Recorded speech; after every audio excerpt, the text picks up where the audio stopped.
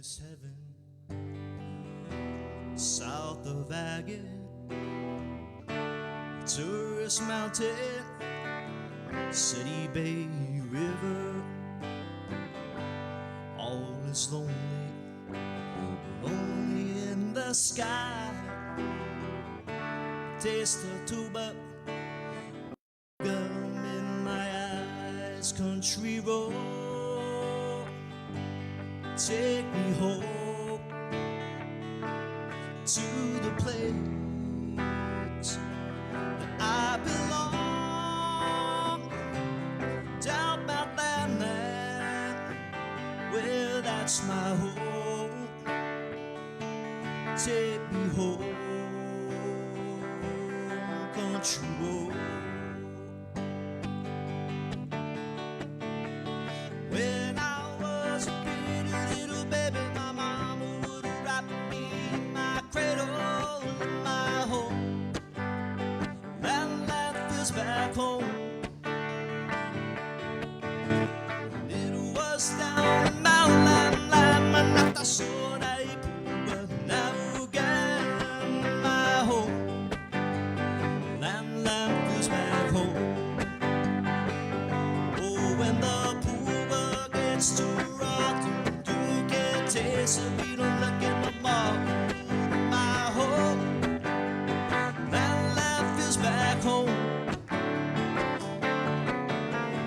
It was down the mountain, Manata, Sona, Ipuwa, Naugan, my home. That land feels back home. When I was a baby, my mama would wrap me in my cradle in my home. That land feels back home. It was down the mountain, Manata, Sona, Ipuwa, Naugan, my home. That land feels back home. I pursue Mona, Pop, and I hug it. Mammy, daddy, familia, my home. Georgia feels back home. It was down the mountain, Manata, Sona, Naugan, my home. Georgia feels back home. It's my home. Georgia feels back home.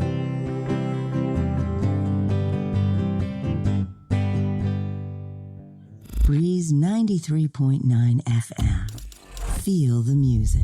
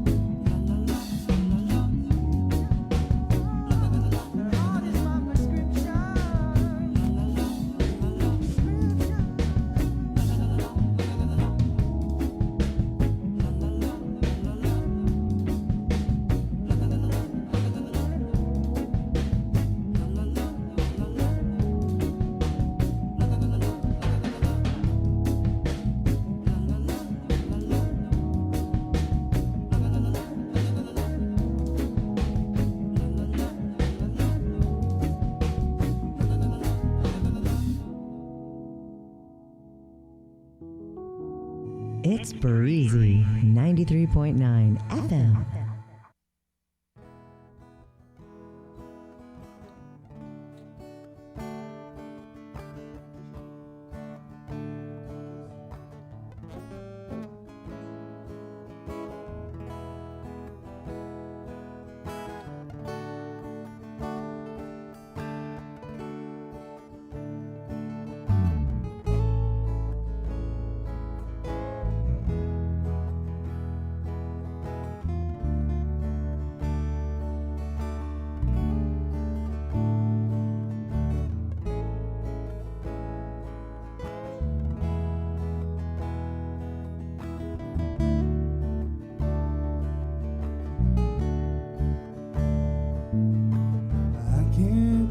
Times I almost said it was on my mind, but I didn't.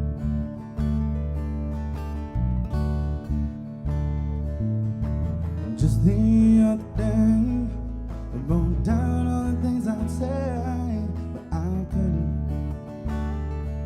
I just couldn't. Maybe I know that you've been wondering, oh yeah. Whoa, so here goes nothing. In case you didn't know, baby, I'm crazy about you. And I would be lying if I said that I can't live my life without you. Cause if no, I don't tell you all the time. You had my heart a long, long time ago. In case you didn't know.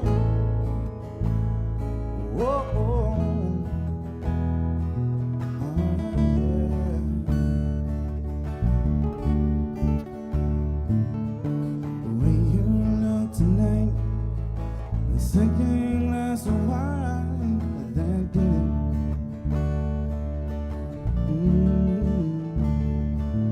There was something about your kiss, and girl, it did me in.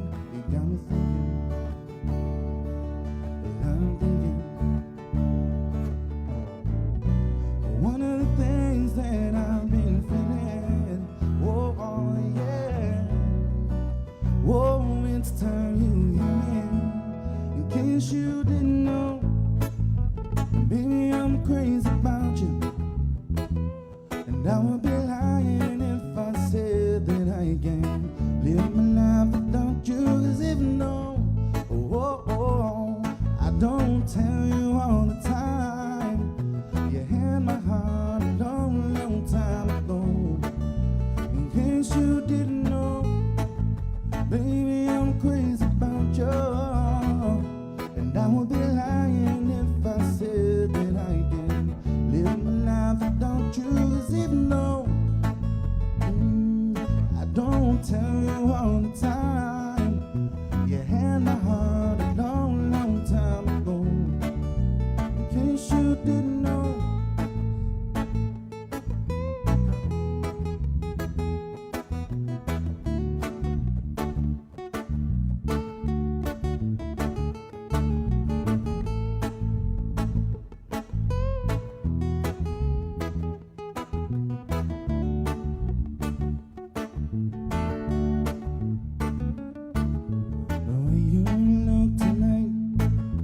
Second glass of wine, that did it.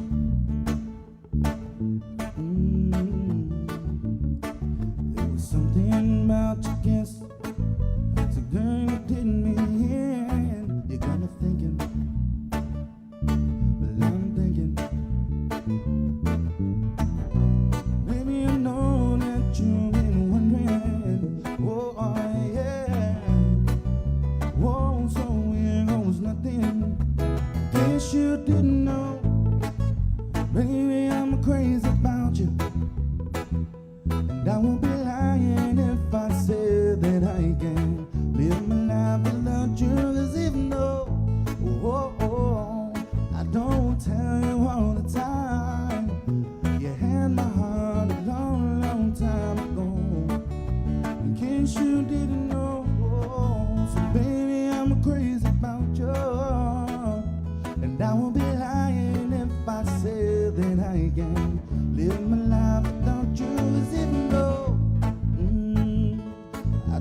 tell you all the time.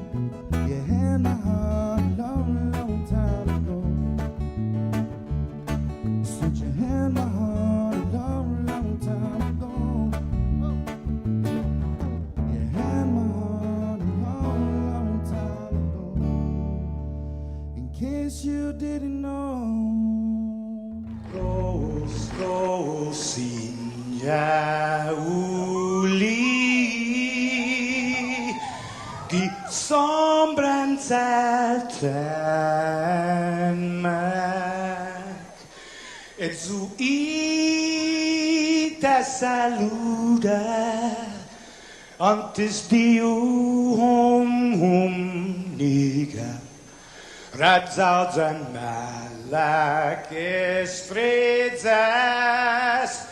durante em todo ememu a nogi distância como cupo palu zaniman malak guafi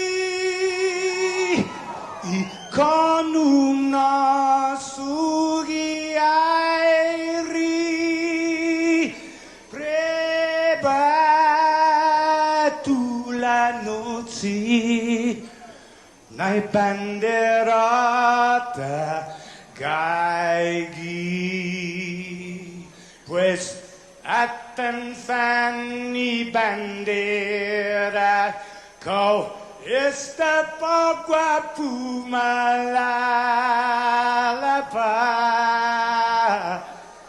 Gilo tanu man libri Sentanu iti man ko badi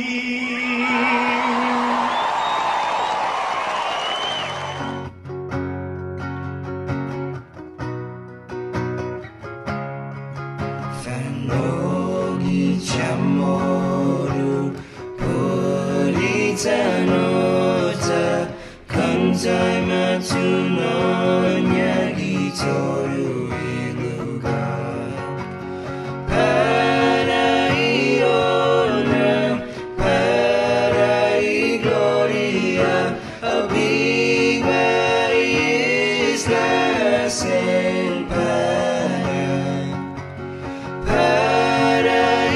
Paraiona, Parai Gloria, Abiba Isla Senpara, Toru I tempo I paz, Paraita, Zangini Lanina bendition.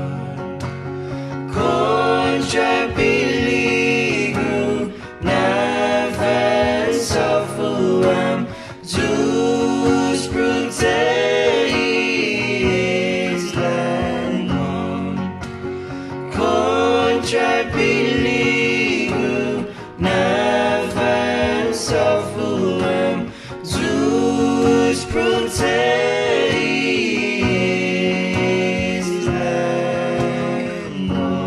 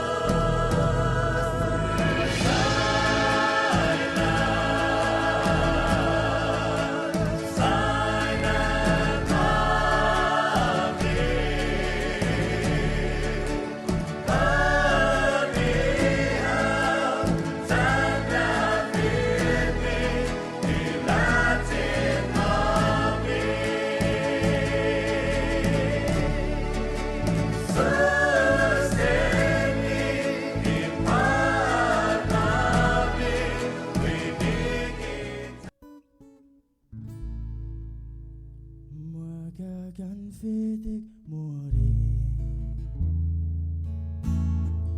Mododong meso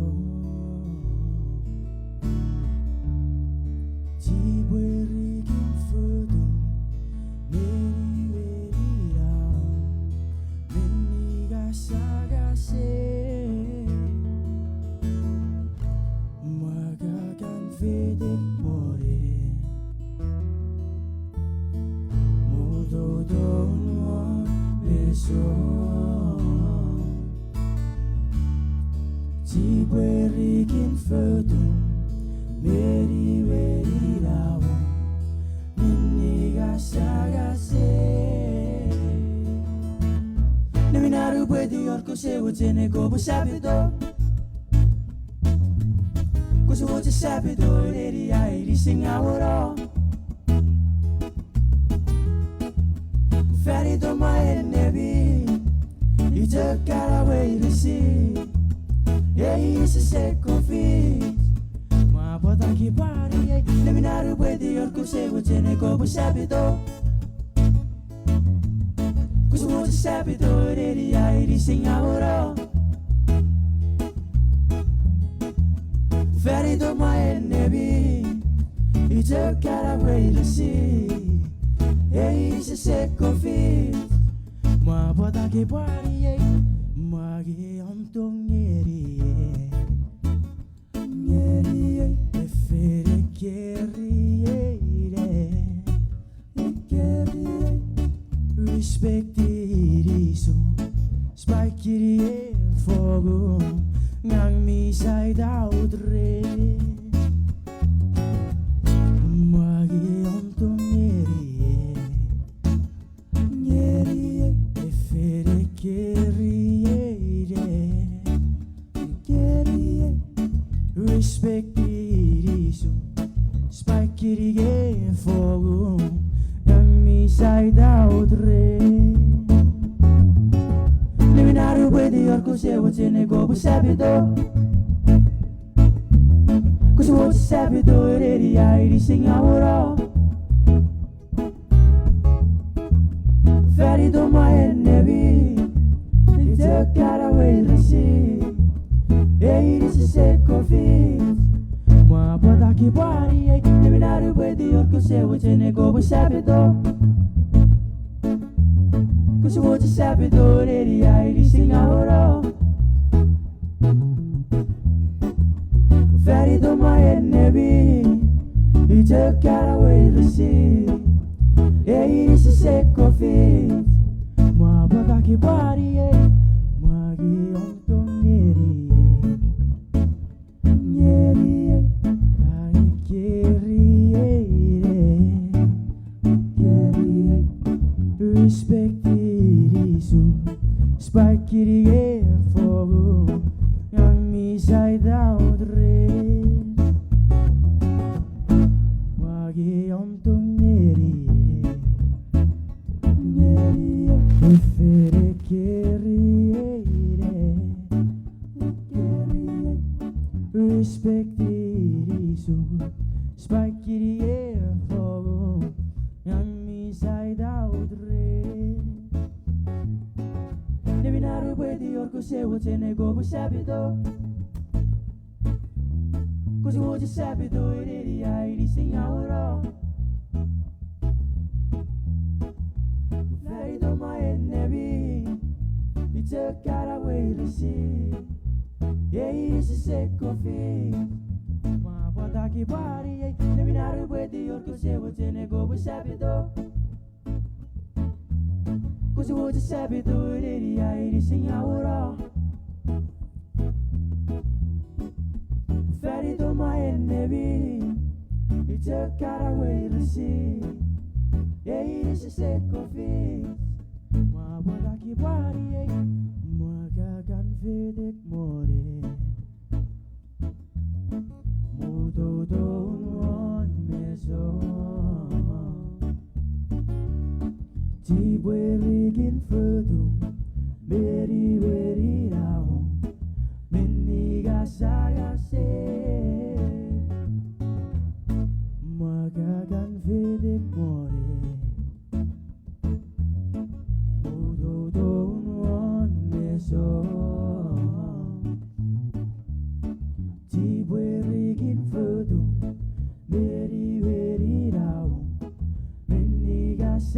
से Neminaru puede orgo se wo tiene como sabido Così vuoi sabido redi ai signora Very do my enemy You took got away to see Hey, this is a coffee Moi bota che buoni Neminaru puede orgo se wo tiene como sabido Così vuoi sabido redi ai signora Very do my enemy You took got away to see Hey, it's a coffee Moi bota che buoni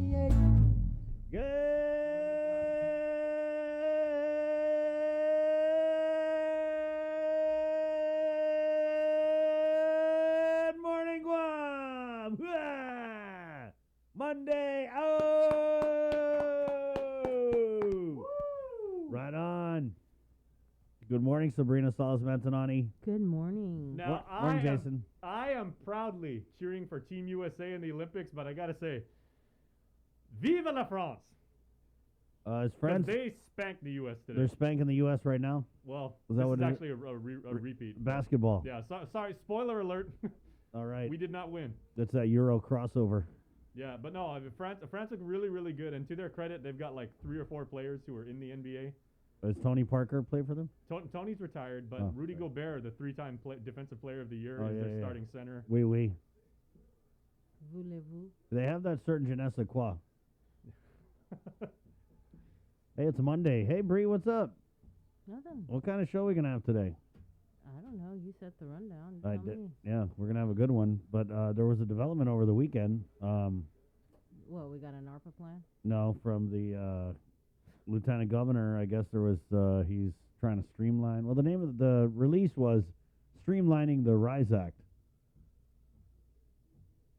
That's great, but how about we pay it out? Yeah, how about that one? Ooh, that's what kind of show we're gonna have today. Too little, too late. It's just So where we are right now, streamlining as defined as you will know if you are applying, you will no longer have to. get a get mayor's verified with your verification. mayor. So basically, what's going to happen is the revenue tax is going to call your mayor, which is probably going to take 3 times as long, and verify your residency. But you know, all of this is, to me, unnecessary if they just would have paid it out as per the. What's that 3-letter word? Something they pass it into this, and then you have to follow it. We're a society of laws. Oh, that thing. Law, yeah, it's the law. So when Lieutenant Governor Josh is just trying to make some points here while Auntie Lou is off in D.C., and that's the only play he could do was to get rid of this mayor's verification, which is, I guess, streamlining a process that has completely stood still. It's a total standstill now. And it's only because the governor didn't support it and pay it out. And she wanted to add the GovGuam retirees, the federal workers, GovGuam employees who qualify. And that's where we're at now, is that there's $30 million set aside. That's not going to be enough for everybody. The people who were originally intended to get this RISE Act are mad as hell. They are. You go anywhere, they're just so mad. I was at a certain bank last week. I don't want to mention any names, but it's a certain bank that one might say is kind of close to the administration. I was paying a bill. But anyway, I was kind of dead in there, and I was like, hey, wow, it's pretty dead in here. And the teller of this bank was like, yeah, it's, you know, because we haven't had a stimulus, it's been really slow. And I said, oh, man, your governor got to pay that RISE Act. And she was like, I know, right, $800? It was just fun. I was like, oh, you know about the RISE Act? And she goes, are you kidding? Yeah. Okay. So everybody, even at your own bank, is asking about this RISE Act. And it just sounds like a broken record. You know what I mean? And really, I do. But it's just at that point where, I don't know, it's just mind-boggling. Like, what can the senators, what could they do? I believe there's a public hearing or something, right, Bree? Is there? I'm confused. I know Moylan's trying to do stuff. The Lieutenant Governor came out over the weekend. Well, he actually came out a long time. He came out and streamlined the process here. So I put out the ask to Daphne over at Reventac. She said she's going to jump on a little bit later in the week. And that's where we are now. There is still no application, at least as far as we know, for the RISE Act. I'm sorry. I know you're all asking for the application so that you, because it's going to be first come, first serve. And now because of your governor, it is what it is. I'm not speaking with any one side or the other. But because your governor went and added all these extra classes of people, it's going to be first come, first serve. So you're going to be fighting with all the GovGuam employees and their connects to get this RISE Act money. Don't get mad at me. That's your gov. You guys are the ones who... So anyway, that's where we are now. But again, I feel for you guys. There's this sentiment that people don't need the money. I think they do. I think they needed it since January. And that's where we are. Hi, Jay. Good morning. Right on. It's a perfect time for one of those lights in the mood Jason Solis tangents. Well, if you do want your mood, I mean, if you're stressed out about the RISE Act, take it from me. Take in some Olympic spirit and everything like that. It's gonna make you feel good. It may make you even more stressed out, depending on where your allegiances lie. But Matt, you guys, we have seen some really, really cool stuff so far. Tunisia earned its first gold medal. Wow. Young swimmer, like a young male swimmer, and the dude went bananas in the pool. Tunisia has a gold medal. Syria has the Summer Games youngest Olympian.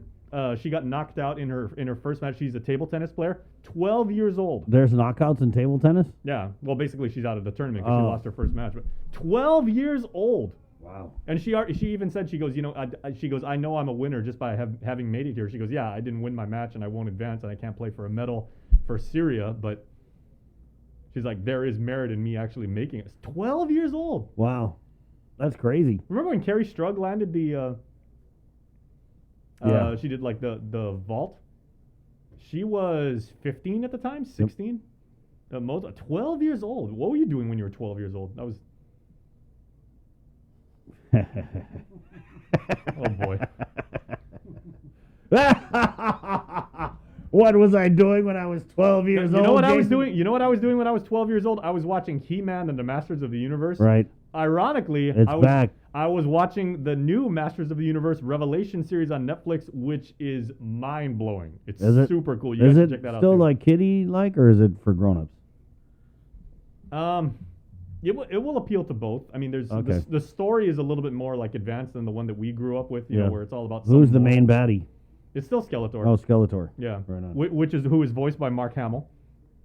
Oh, wow. Luke Skywalker to those The who- Joker, he's also voiced the Joker a bunch. He's voiced the Joker. He's done a bunch of stuff. He's done a bunch of stuff for Cartoon Network. Wow. Yeah, but really, really good. And you'll probably like this. Also on HBO Max, there is a documentary on Woodstock '99. What's that? Oh, you mean 1999 Woodstock? Yeah. Yeah. I mean, they tried to redo it. I remember how bad it was because I remember I just wasn't into it at that point because the lineup was like kind of lame. But the first night, of course, Korn was like the headliner, so like Korn drove everybody. Everyone was like super hype about that. But then the things happened with the restroom facilities like broke down. They didn't have enough water. It was too hot. So they didn't learn from history. No. Yeah, exactly. I mean, but it was way worse than what was the first one? 62. No, it was later. Yeah.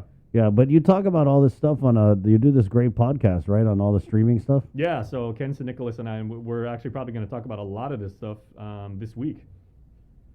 Right on.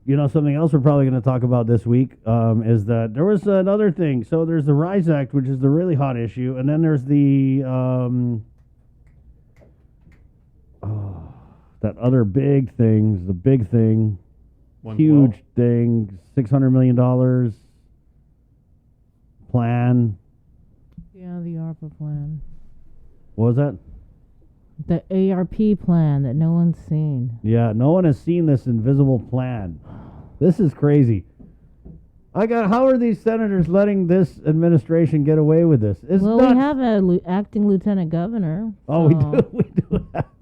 We got to There's a send an acting senator. lieutenant governor, Speaker Therese Terlahi. I wonder if she got the keys to Adelup yet.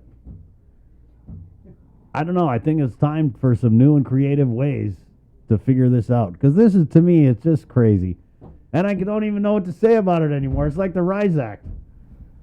I don't even know what to say anymore. I just want to bang my head against the wall for you guys. You But should call her and find out. well, she's on vacation, or she's laying on. She's on vacation. Who? Oh, we'll call. Well, I think we'll get the acting lieutenant governor on later in the week as well. I thought you meant the governor. She's not on vacation. They just laid a wreath in D.C., which I think we'll have more on coming up. But this The World War II memorial, right? ARP, the first ever, this was like the inaugural wreath laying. So now every year, going to be going to D.C. Anyway, I don't know if you guys know, but we've had $600 million sitting in the bank since May. That's another one that I can't believe that the Lou and Josh administration has gotten away with not spending a single dollar of this America. It's, I mean, it's smart, I guess, because the longer they wait, the closer we get to the election.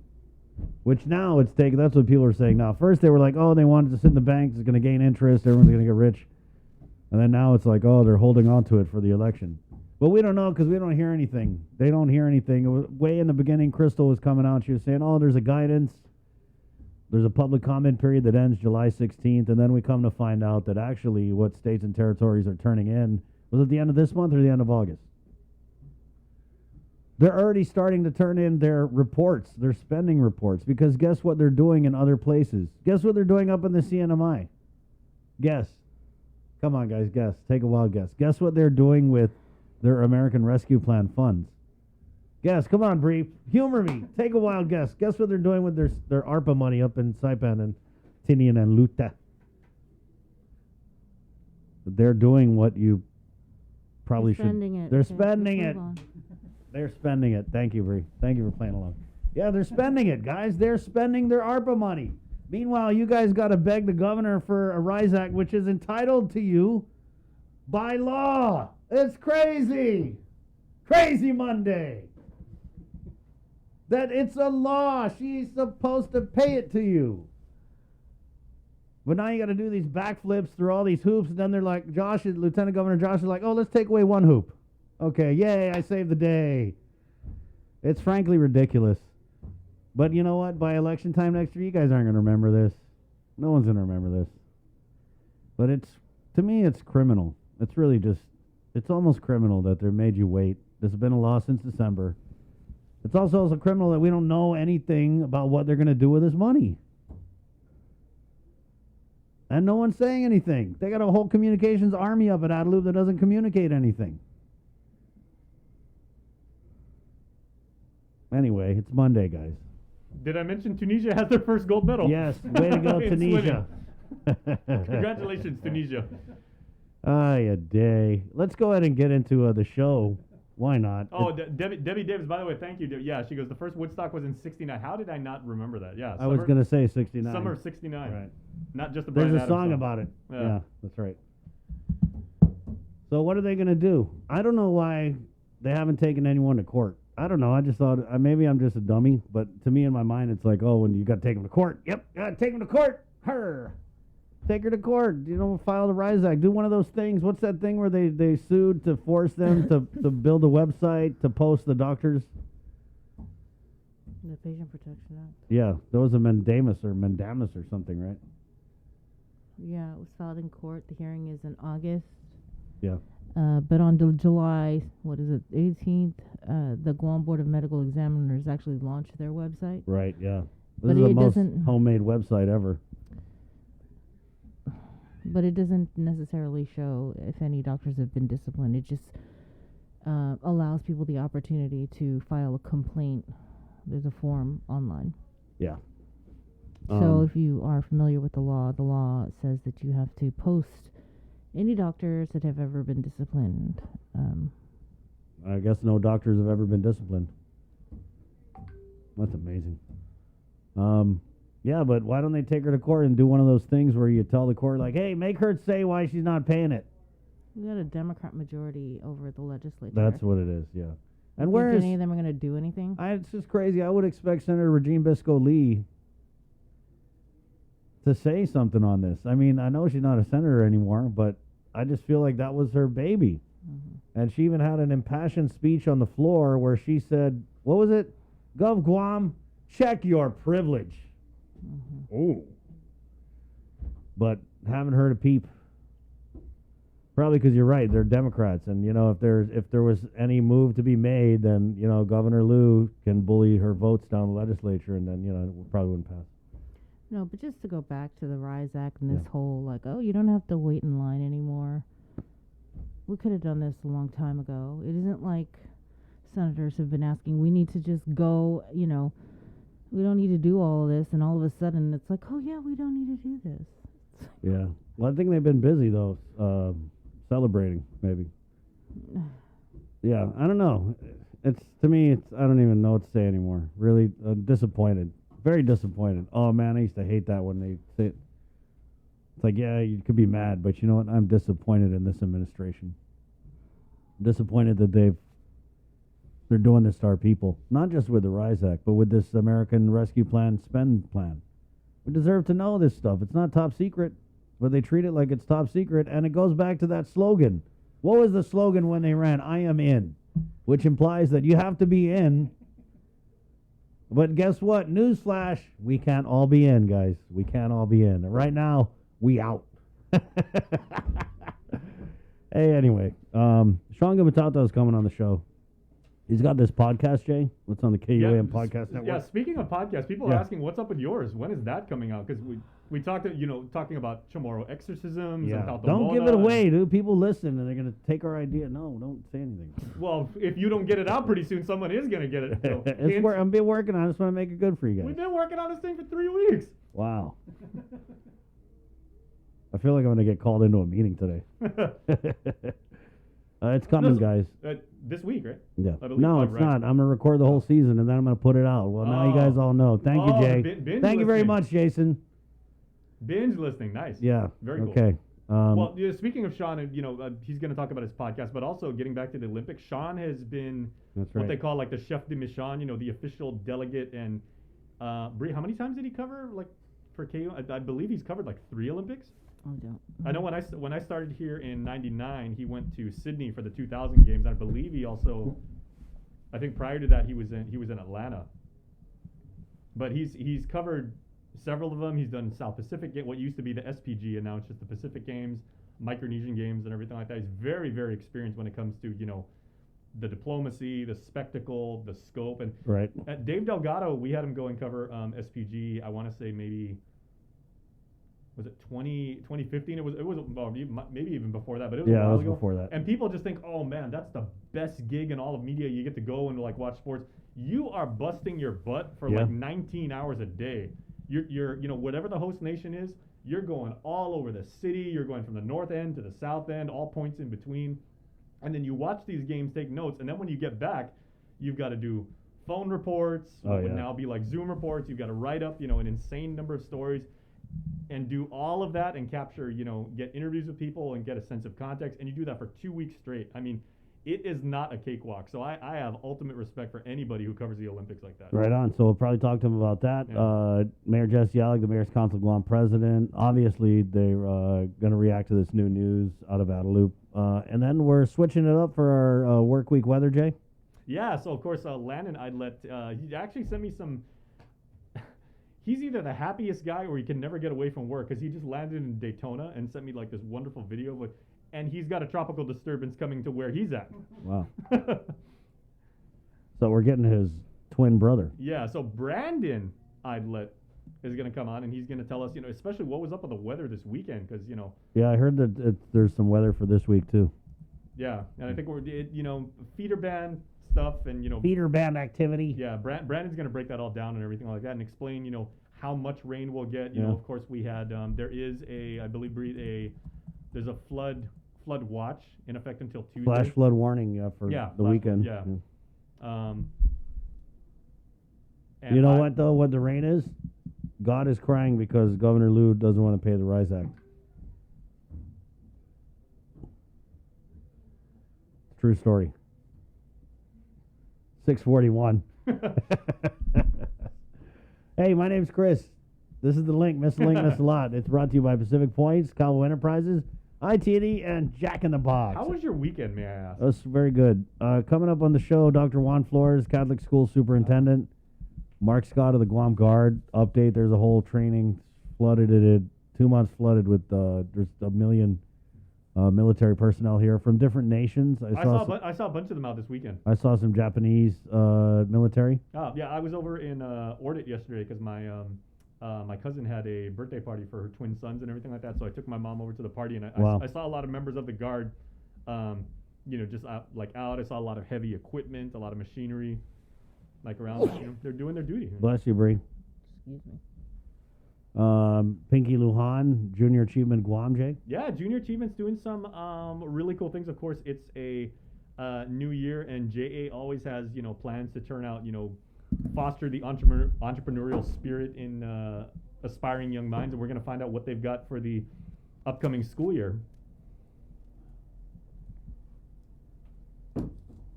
Yep. Yeah, that's what's coming up on the show. Plus,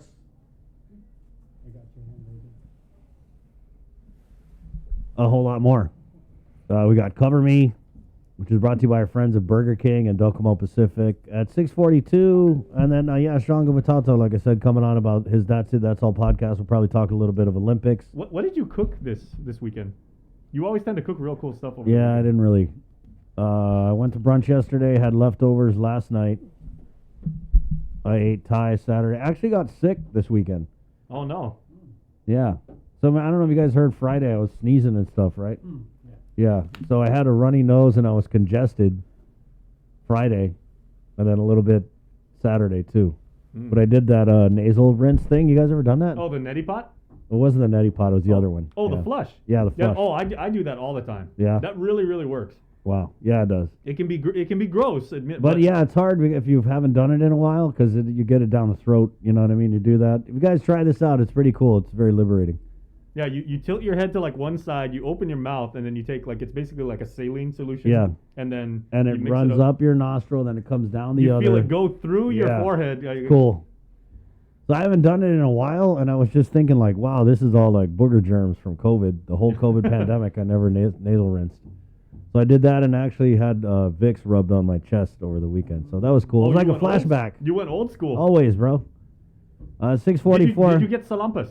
No, I didn't get Salumpus. Okay, Salumpus fixes everything. It does. It's Monday, July 26th. Wow, guys, it's July 26th. August is almost here. And they still haven't paid the RISE Act, which went into law in December, guys. So I've heard. That's crazy. It's almost going to be the 8th month of the year. Wait, when does... Sorry, Bree. I know you're going to lose you're going to lose it because I keep on, but I'm going to keep on all week. I'm going to keep on until the first check gets into your hands. Let's get into it. When is school supposed to start? I was talking about the RISE Act, Jay. When is the RISE Act supposed to start? No, that's what I'm saying. The RISE Act was supposed to start in January. Do you think school is going to start before the the RISE Act? Guaranteed. Guaranteed. There's no way. Daphne's working hard. And Working hard to get this out. Those, And EBT cards for kids to buy buy food, that's August 20th, right? Yeah. They're looking at August Woo, 20th. boy, that's 1900? Yeah. Darn, that's a lot. Yeah, it's food stamp cards. We got something like that coming up in the news here. It's 6:45. Let's go ahead and get into it, guys, with the very latest from the KUAM News team. Good morning, Sabrina Salas-Matanani. Often, everybody. Applicants for the All Rise Act will no longer have to line up at the mayor's office for residency verifications. Acting Governor Josh Tenorio announced a change to the process. He's ordered the Department of Revenue and Taxation to work with the mayors to verify an applicant's residency after they receive the application. The new procedure comes after mayors' offices were flooded with people seeking residency verifications, prompting long lines. In response, senators drafted legislation to streamline the application process. A public hearing has been fast-tracked and is scheduled for Thursday. Applications are not yet available. DRT is still working on an online application program, but says it should be ready by the end of the month. The Coast Guard, along with local authorities, are still actively searching for two mariners that were reported missing last Wednesday. The men, identified as Yao Wei Quinn and Yun Lee Red, departed Saipan 1 week ago and were expected to arrive on Guam, but there's been no sign of the men or their 12-foot black Kodiak skiff. One of the men's spouses said she last heard from her husband through a text message on the 18th, stating that they could see the island. If anyone has any information, you're urged to contact the Coast Guard at 355-4824. With more news, here's Tyler Matsinani. This news update is brought to you by Pacific Points. Do more, get more. Buenas and half a day, everyone. I'm Tyler Matsinani with your headlines here on The Link.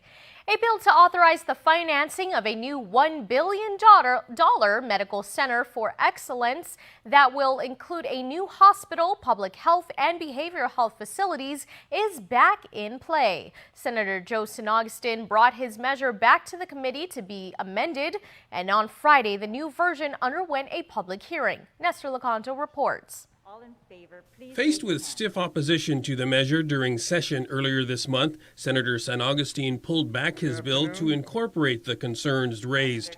His vice chair, Senator Amanda Shelton, read out what was changed in the amended version. To ensure that the financing is not treated as debt or indebtedness that is subject to the Government of Guam debt ceiling, clarifying that the Government of Guam is the rightful owner of the property, and lastly, to make it clear that the intent of the Guam legislature aligns with existing statutes that authorize GIDA to issue lease financing bonds to the healthcare agencies for the purpose of the 21st Century Healthcare Center of Excellence. Hospital CEO Lillian Posadas was the lone administration official to show up to testify. I understand from the concerns of other legislative leaders that, financially there is a concern, but, ethically and legally, we have a duty. The hospital, as it stands right now, it's well established that it needs to be replaced. GIDA did submit written testimony to clarify its recommended changes, but it was clear that several senators, including Tello Taitagui, still had concerns and still had questions. But we know that the cost for a 30-year lease or even payback is $60 million. Not 35. It's a huge concern, but it sounds to me like this public hearing is going to go straight, this bill is going to go straight to the session floor, and then we're going to go into the committee of the whole, and we're going to see you again, Lillian. Having been publicly heard now, the amended bill can go back on the session agenda. For Guam's News Network, I'm Nestor Lecanto. Late Friday afternoon, the Rules Committee met and San Agustin successfully moved to place the medical center bill on the agenda for the next session, which is now scheduled for Monday, August 2nd. As Nestor Lecanto reports, there are several other significant pieces of legislation on the agenda, including a pair of bills to fast-track payments of the RISE Act. Senators have been rushing to get the RISE Act measures out, their sense of urgency fueled by what they believe is the growing public clamor for more pandemic assistance. Speaker Therese Terlahi let colleagues know during the Rules Committee meeting what's coming. I'd also like to note with the consent of the body that Bills 164 and Bill 75, both are relative to the RISE Act, are set for a public hearing in the upcoming week, and if they are reported out of committee by the time we have session, I would like to make a motion at that time to place them on the session agenda. Bill 75 by Senator Jim Moylan would increase the RISE payments to $1,000 for individuals and $2,000 for couples.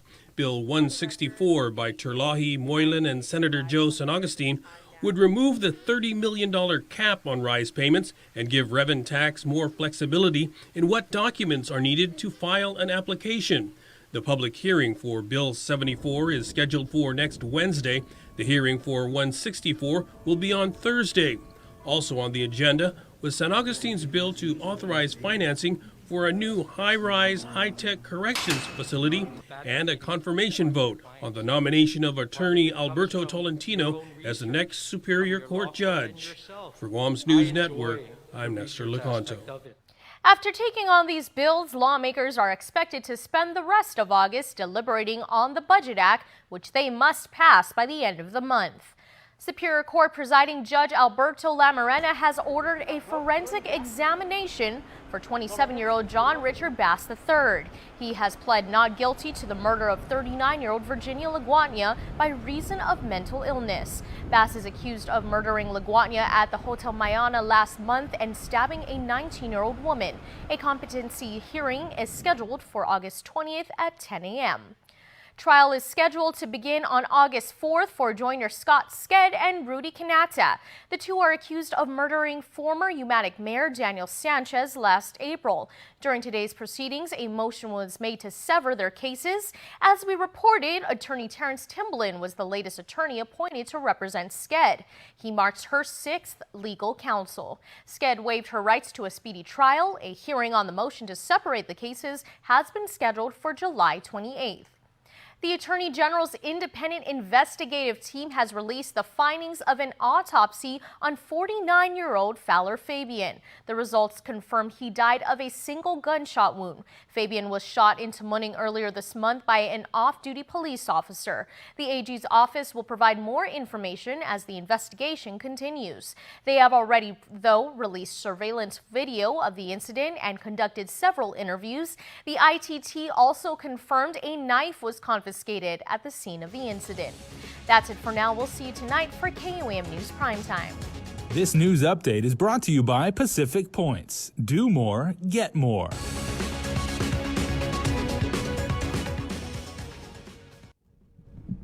Legislation that will provide a big boost to Medicaid funding for Guam is one step closer to passing. A House committee unanimously approved the Supporting Medicaid in the U.S. Territories Act.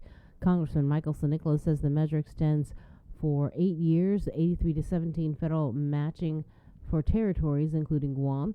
In a news release, Nicholas says the enhanced federal funding will translate to over $1 billion in cumulative health care funding for our Medicaid eligible, which also includes our COFA brothers and sisters. Governor Lilian Guerrero also welcomed the news, saying she continues to push for a permanent solution beyond the 8 years. The governor, who is in the nation's capital, says during her meetings with the White House and Congress, she will continue to push for full passage of the House resolution.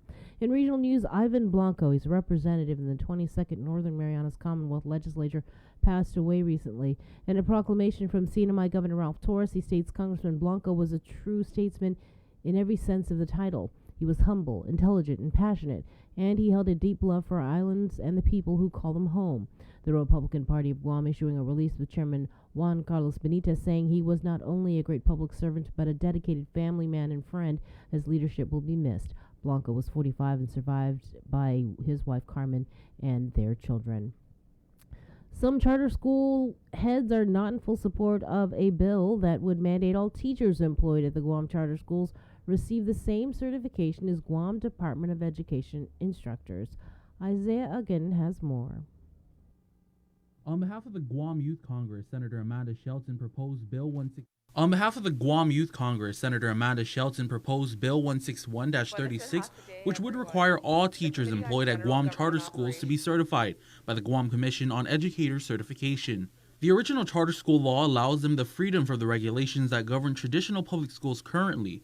That means in order for a charter school to open or a petition to be approved, they have to establish a program at the charter school that wasn't currently being done at a district public school at the time. It was originally authored by former Speaker Senator Judith Wanpat, who is presently the Chief Executive Officer of Guahan Academy Charter School. She said that she intentionally wrote the law to not require certification because it's cost prohibitive. And this concerns me because even if it's going to be the certification officer, or is it going to be the council who's going to be doing this, all they'll be looking for would be the paper qualification. But they would not be able to go out and observe a teacher in the classroom to determine if they're excellent teachers or an effective teacher. Another concern she has is not having funds to pay certified teachers accordingly. And right now, DOE teachers are getting anywhere between 30 to 40% higher. Their salaries are much higher than what we pay in the charter schools, they pay in the private schools. Rachel Stake, the Chief Academic Officer of Island Academy Charter School, said that it's not necessary to mandate the certification that is being required by teachers in the district public school system. She said that it should still be left up to the administrators of the charter schools to determine what kind of training and certifications for their teachers teaching at the charter schools. Especially if the program is effective, like especially if we are producing the student learner outcomes that are expected of us. Like we are held accountable for what our charter school produces, right? And so if the trainings and the certifications that we're currently requiring for our teachers, such as Google Education, because we are a tech school, if they are able to obtain certifications in the areas that we're currently requiring for our program to be successful, then I think that that's great and that's where it should be. But I don't think that it should be a certification mandated to us to fulfill, especially if it's an unfunded mandate as it is. Stake says the bill would affect their hiring authority. I look at credentials, so I look at their degrees, I look at their experience, but I also look at them as a whole. Are you passionate about teaching? Are you passionate about your students? Are you flexible? Do you think this is a program that you would be able to be trained in and to be able to implement in an effective way? Reporting for She knew there was something wrong last year in a recent audit released by Guam OPA, backed up her suspicions. Definitely brings flashbacks of that oversight hearing. Definitely brings flashbacks of that oversight hearing. I certainly was not taking the lead on that, that's for sure. The governor was the procuring officer during the course of this particular event. I'm prohibited by 5 GCA 5150 and Guam's Rules of Professional Conduct from talking about that. Legal counsels were instructed to and quickly engage with the Guam Hotel and Restaurant Association, GHRA, to seek hotel properties willing to serve as quarantine sites. A 64-page audit released by the Guam Office of Public Accountability earlier in the week validates concerns first raised during a more than 4-hour oversight hearing led last year by Senator Sabina Perez into the emergency procurement of quarantine hotels and isolation facilities last March. What this audit really does, it affirms what was said in the what was found in the oversight hearing, that procurement law was not followed. According to the OPA, there were no signed contracts, the procurement record was incomplete, and the governor's legal counsel and son-in-law, Hai Hyun, had a conflict of interest with one of the hotels that was procured as a quarantine site. In total, the OPA found $3 million in questionable costs. But because the AG's office was providing advice on the procurement, can anyone be held accountable? It would be difficult to have to investigate something which you were involved in, I think. So it maybe require more of an independent review. Attorney John Thomas Brown, who teaches the mandatory class on procurement for government employees and elected leaders, says the power lies with the people. There's a fascinating law on Guam, has been on Guam for a long time, and it's called the Enforcement of Proper Government Spending. The law is intended to hold government leaders accountable in how they spend the people's money and makes note that generally laws related to improper spending of funds by the executive branch have not been enforced and in some instances openly ignored. The law also includes standing for any taxpayer to file suit. So step right up, folks. Take a number. Everybody, choose one and sue away. Hear ye, hear ye. Reporting for Florida Guam. Public Auditor BJ Cruz says this particular hotel audit has prompted another audit looking into the expenditure of $48 million during the public health emergency. With your news in Chamorro, here's Ken Concepcion. Buenas noches, tiget suntu bitunut sa morgan ni KUAM News. Presenta ni Familian Mizo gi First Hawaiian Bank.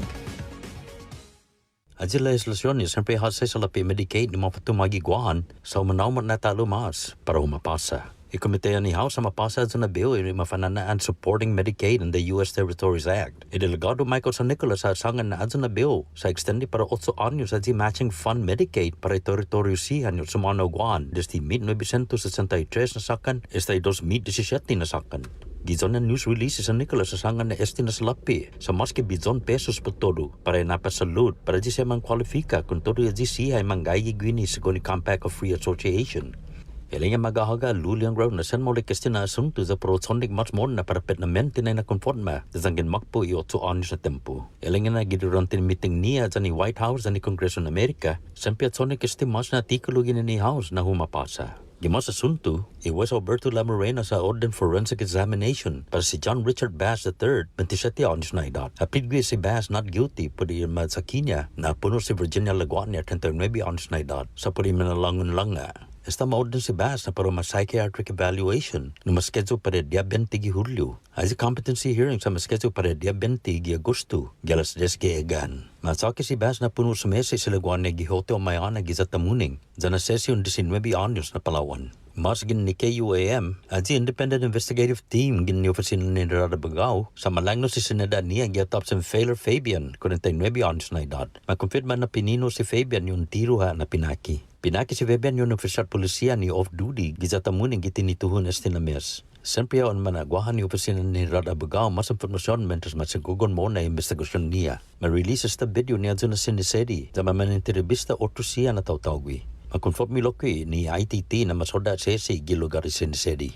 Masgin ni KUAM, maresta si Michael Fregerger Belen, 51 anos na edad, na ma-charge niya susteta ni Schedule 2 na bineno ni minarches grado na felony sa puri man resibi sinaki na kosas no misdemeanor. Según ni dokumento ni Korte, man-respondi polisiya gwatigi sa tomom sa purgwahay na argumento, magkuntusi si Belen sa masoda na gwahay Zonia Warren. Ani maaresta, masoda loki ni polisiya Kristat na tubo, gisantati na bersanya, no test na. Mates si tubo na positibo put meth. Ani mapega si Belen gihalong karitang polisiya, mali credit card no gayi na anadji magsakangwan na biktima. Napodong ginipatas niya dyan sa klitas niya si Belen. Ilang niya na banti haga sa guihi card sa pawga dili. Yuto mo na suntugin ni KUAM News para pawga na Lunes. Para ma-recognition National Immunization Awareness na MES, Departamento sa Salud and Servicios Sociales sa para ma-presenta di walk-up immunization clinic para 3 días na tempo gi field house gi Universidad Guahan, gi sa Mangilaw, gi dia 29 hasta dia 31 gi Julio, desde las 10 gi ekan hasta las 3 gi Pupuengi. E clinic sa para sabi estudantes siya desde 4 anos hasta 18 anos na edad, ni mantay iso insurance pati kinubre ni Medicaid para medical indigent na programa.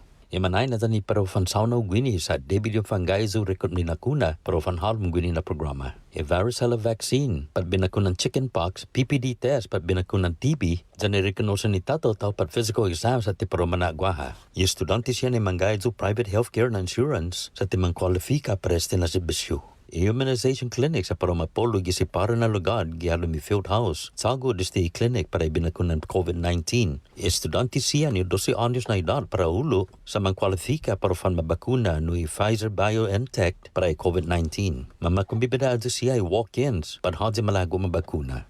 By Guam News Network, Walsikin Conception. Yasuto yung sa moro sa presenta sa ninafato ni Familia Mizo gi First Hawaiian Bank.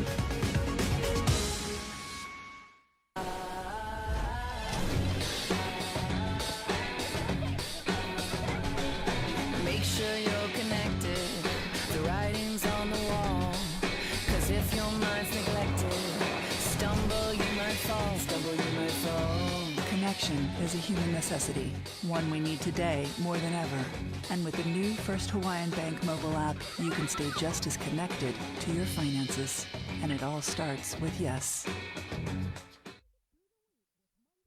We're on a mission to fill the bus with necessary school supplies and food for our island's children in need. The KUAM Care Force and Salvation Army, along with our partners GTA, Twinkles, Anderson Air Force Base, and Kloppenburg Enterprises, are collecting necessary items including school supplies and food items to help send our community's youngest and most vulnerable members back to school. New backpacks, notebooks, pencils, pens, crayons, and other donations are welcome, as well as food pantry items. Please do your part and give every child a chance to learn, grow, be nourished, and have a wonderful return to school. You may drop off your supplies to our Harmon Studios weekdays between 9 a.m. to 5 p.m. up until Friday, August 6th, or come down to our finale between 10 a.m. to 2 p.m. on Saturday, August 7th, where we'll be attempting to fill the bus with all your donations. Rise up to the challenge, embrace radical generosity, and help us fill the bus for Salvation Army and kids in need. See the complete list of items being accepted on KUAM.com. Catching your favorite events during the Tokyo 2020 Summer Games has never been easier. In addition to the KUAM TV8 broadcast presentations of the July 23rd opening ceremony, the competitions you look most forward to, and the poignant closing ceremony, you can stream the specific events you want to watch through NBCOlympics.com and the NBC Sports app. Visit KUAM's website and click on any of the Tokyo 2020 banner ads and you will be whisked away to all the action. If streaming sports in the Summer Games is on your personal viewing schedule, then look no further than KUAM.com for links to watch the Tokyo 2020 Summer Games.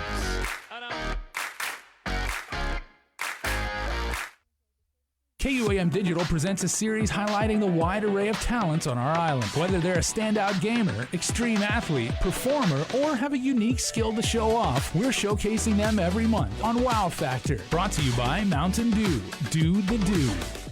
Get up and move, Guam! Join the mayors of Talafofo and Inilahan for Haan and Minagov, a great day to celebrate the reopening of our island at the Valley of the Latte. Saturday, July 31st from 10 to 5 p.m. Local artists, farmers, and Guam-made products will be on hand while you enjoy performances from our best cultural entertainers and musicians. Enjoy the finest food that Southern Guam has to offer. Help us open our newest attraction, the Micronesia Cultural Village. Tickets can be purchased online at valleyofthelatte.com. Haan and Minagov is brought to you by the Guam Visitors Bureau, Guam Economic Development Authority, Valley of the Latte, Jungle Riverboat Cruise, Kloppenburg Enterprises, Para Ipribetsu Itautauta, the Guam Brewery, Island Beverage Distributors, and the stations of KUAM. Do you feel like you're missing out on something? Make life more rewarding with Pacific Points. Earn and redeem points for bill rebates and free load at IT&E, discounts on fuel at Shell, vouchers at Foodies, and United Mileage Plus miles. You can even pay with Pacific Points at IT&E, Shell, and Foodies. Pacific Points. Do more, get more. KUAM News, in partnership with the Guam Visitors Bureau, brings you the Guam Safe and WTTC Safe Travel Certified Program Showcase. Look out for this powerful symbol for visitors, island residents, and industry workers alike, as it represents establishments with a consistent global commitment to safety practices. Stamped with approval by the Guam Visitors Bureau and the World Travel Tourism Council. Every Monday on KUAM News will feature a different local business who's taken the Safe Guam and Safe Travels pledge to maintain health and safety standards to get Guam back on track. Log on to visitguam.com to see how your business can receive the designation, what businesses in our community are Guam Safe certified, and have the WTTC Safe Travel certified. Get through the work week with a special office party from Uno Go and participating restaurants. Every week, we're delivering lunch from a local dining partner to one lucky office for up to 15 people. For a chance to win, all you have to do is 1. Register as a user on the Uno Go app or website. Existing registered users may be entered as well. 2. Follow us on Instagram or Facebook. And 3. Send us a message with your name, contact email, and phone number, your office, and its location. We'll draw a winner every Friday on The Link on Breeze 93.9 FM on KUAM TV 11 and streaming on Facebook Live, and coordinate the day of your choice for lunch to be delivered the following week. We'll also feature your office celebration on KUAM News every Friday. Put smiles on your co-workers' faces and enter today. Open to Guam residents only. Conditions apply. See the Uno Go Guam Facebook page for details. Thanks to our participating restaurants, Beach and Shrimp, Lone Star, Jamaican Grill, Ajisen, Sing's Cafe, Pika's, and the Sheraton Laguna Guam Resort. This week's office party giveaway is from Jamaican Grill.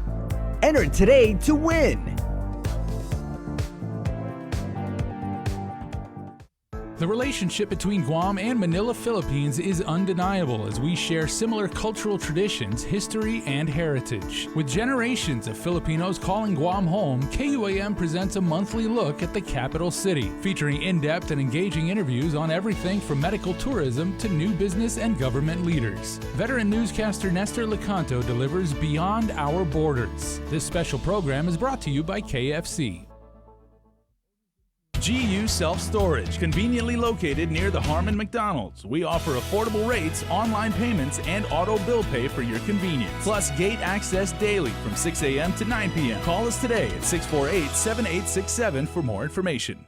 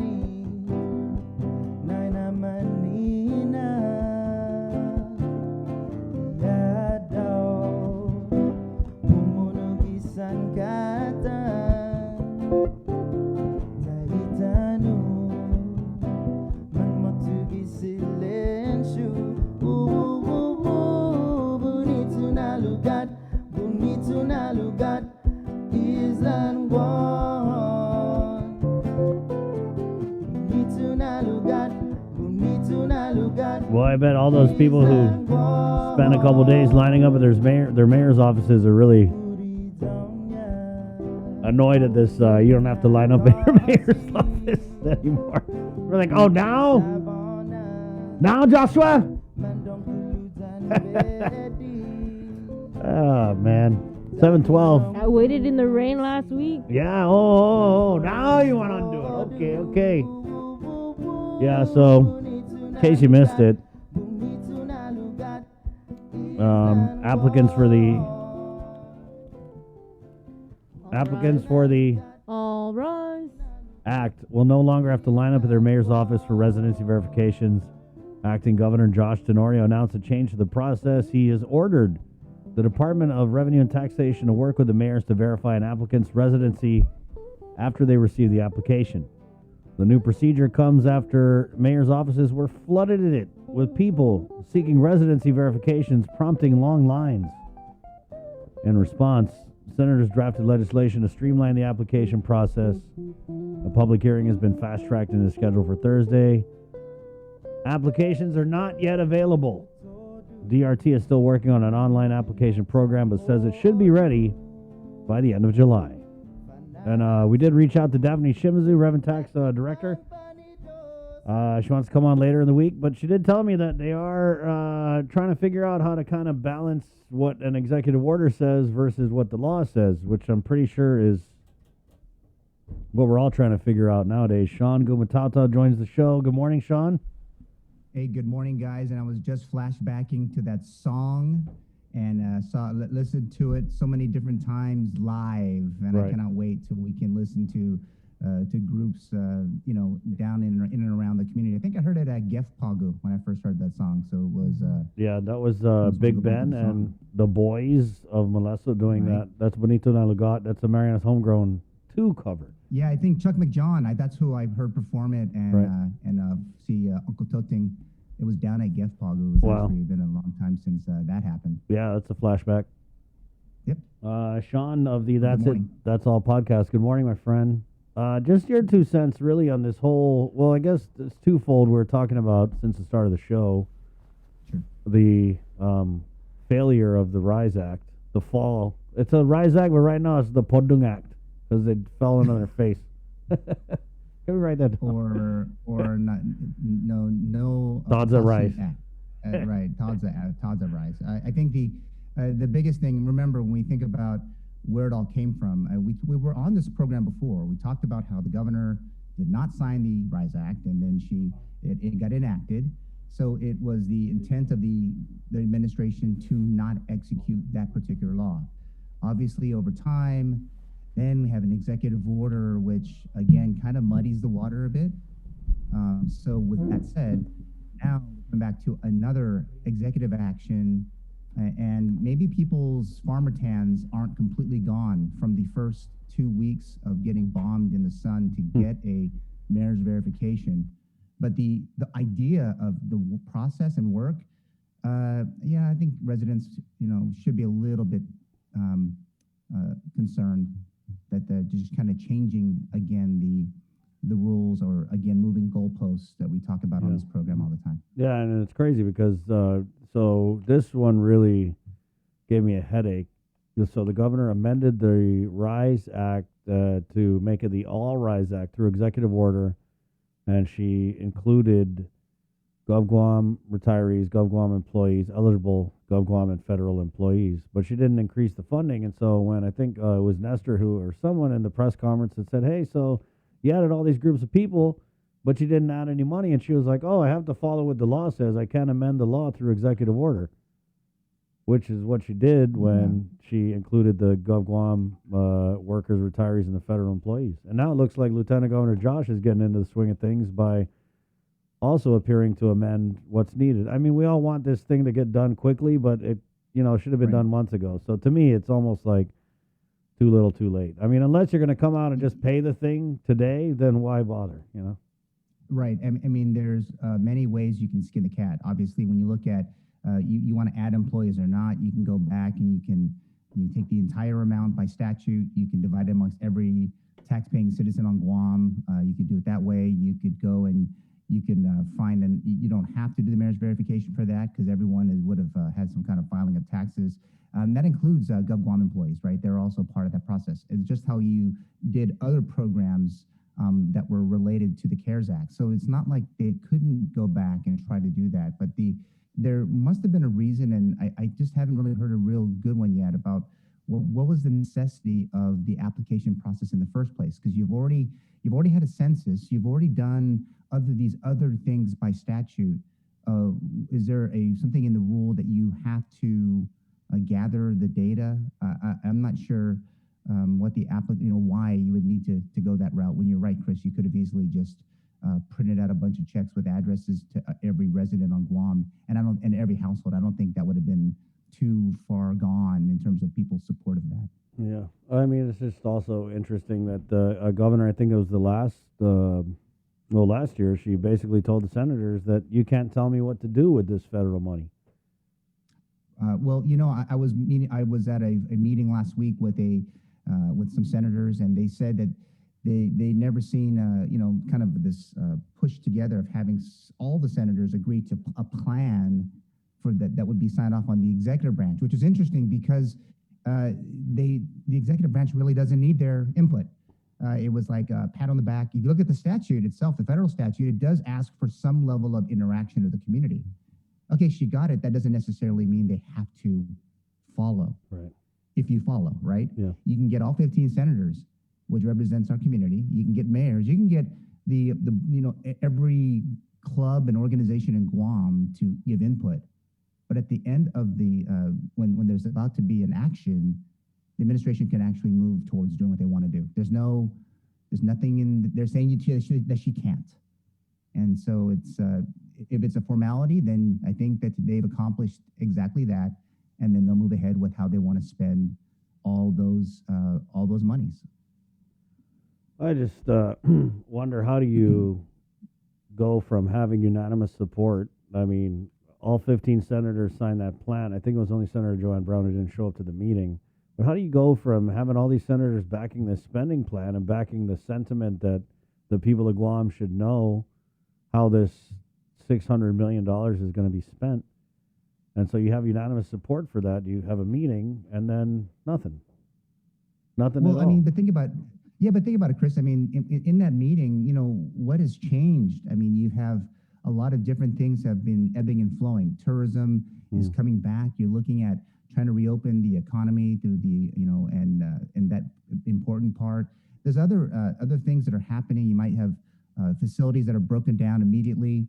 So the priorities have changed just in that short amount of time. Right. So even if the plan is set, people got their input, but because they're not executing so fast, that things are going to change. And if the governor does need that flexibility. I mean, would be the only time you ever hear me saying that the executive branch needs that flexibility. It's their task. Yeah. It is not the lawmakers' task to execute the RISE Act monies. It is the governor of Guam who has the sole responsibility and the mandate to execute this particular federal program. The legislature could try, but I mean, we've seen it in the past. We hear it all the time that you could try, but it really is the governor of Guam who wields the big stick, if you will, to execute this important program for the people of Guam. And hopefully she sticks to it, but doesn't mean she can't deviate a little bit. Right, yeah. Well, I mean, I get what you're saying, that there's definitely been some change since that plan was, God, it seems like years ago that they had that meeting with the governor up at Adelup and they presented their plan, right? And there have been some things that have changed, like the tourism stuff, but I think there were some big ticket, very, lofty ideas in that spending plan that kind of would put some long-term solutions in play. I mean, they had that money for waterworks, right? That would have staved off right. things that I think that could still be done. But what the point I was trying to make was, how do you get 15 senators to sign up on this and there's little to no follow through? I mean, when we get a senator on, we'll be like, hey, what's up? And they're like, I don't know what's up with the ARP. But you would think, like, if they moved collectively in that fashion, that it would be something where they would continue moving to press this, because we're sitting here, it's almost August, 10 days after this so-called public comment period ended, and there's still like nothing at all. No, but again, goes back, Chris, remember, I mean, they can make the recommendation all they want. They can say, I don't know. I mean, obviously, because their job is not to do the brick and mortar. Right. They set the policy. But this is not even their policy. This is a plan that was talked about with the governor that they had to agree to. Again, it goes back to the federal law that says, get your community input. So they did. And I'm sure they said, thank you very much. And then now it's their turn to execute. And if something happens, it goes back to the governor's office to be able to make sure that they can capture some of those things that the lawmakers had asked to do. Now, it does not mean that the lawmakers can't go into their session and their budget cycle and do their job, because that's their role. But if they're trying to like cover gaps because of the RISE Act, I think that would be a big mistake, because that is not their money, that is not their mandate. Their mandate is the general fund revenues and how it impacts you and I as we go about our daily lives. And yes, a waterworks plan or different programs, great, but it's not their job. It's the governor's job. I'm trying to find the letter, Sean, because I get what you're saying, but the governor did ask for the senators' input. Yeah, of course she did. I mean, of course she asked. I mean, politically speaking, it makes sense to ask the other guys, the other branch of government, to get their input. I'm sure they asked the judiciary. But that was a huge departure from last year, when she was like, you guys can't tell me what to do with this money, but only my querida Senator Shelton will do a law for you to tell us how to spend this money. You know what I mean? Yeah. It was kind of a big turnaround. And I was a little hopeful. I mean, I was like, oh, wow, wow, Auntie Lou, way to go. If you were hopeful for some level of cooperation in one of the largest programs in the history of the United States, I think you are probably, sorry, you might have, not given you everything you wanted, right? We expect that the executive branch is going to execute their plan for the benefit of all of the people, and input aside, they have a lot of flexibility. That's, I think, what I'm leaving you with today, and the listeners today, is she has a lot of flexibility. And it's not like the legislature can like, oh, I wanted this one project. It's like, yeah, but the priority changed, and this other group needs it, or this other program needs it. So, I mean, we can't, and she can do it. There's no appropriation, there's no general fund money being used. So she can do it. And that's and she goes at the direction of her staff, the cabinet, who's bringing about all of these issues, and the people of Guam who have complained about it. I need this thing done. So hopefully it accomplishes that during that period of time. Hopefully. Well, hopefully. Got it. 7:25. That's it. That's all podcasts. It's on the KUAM Podcast Network. Sean, I want to say that I think you dropped a couple episodes since our last chat. Yes, I did, and but I do want to say this week's a special one.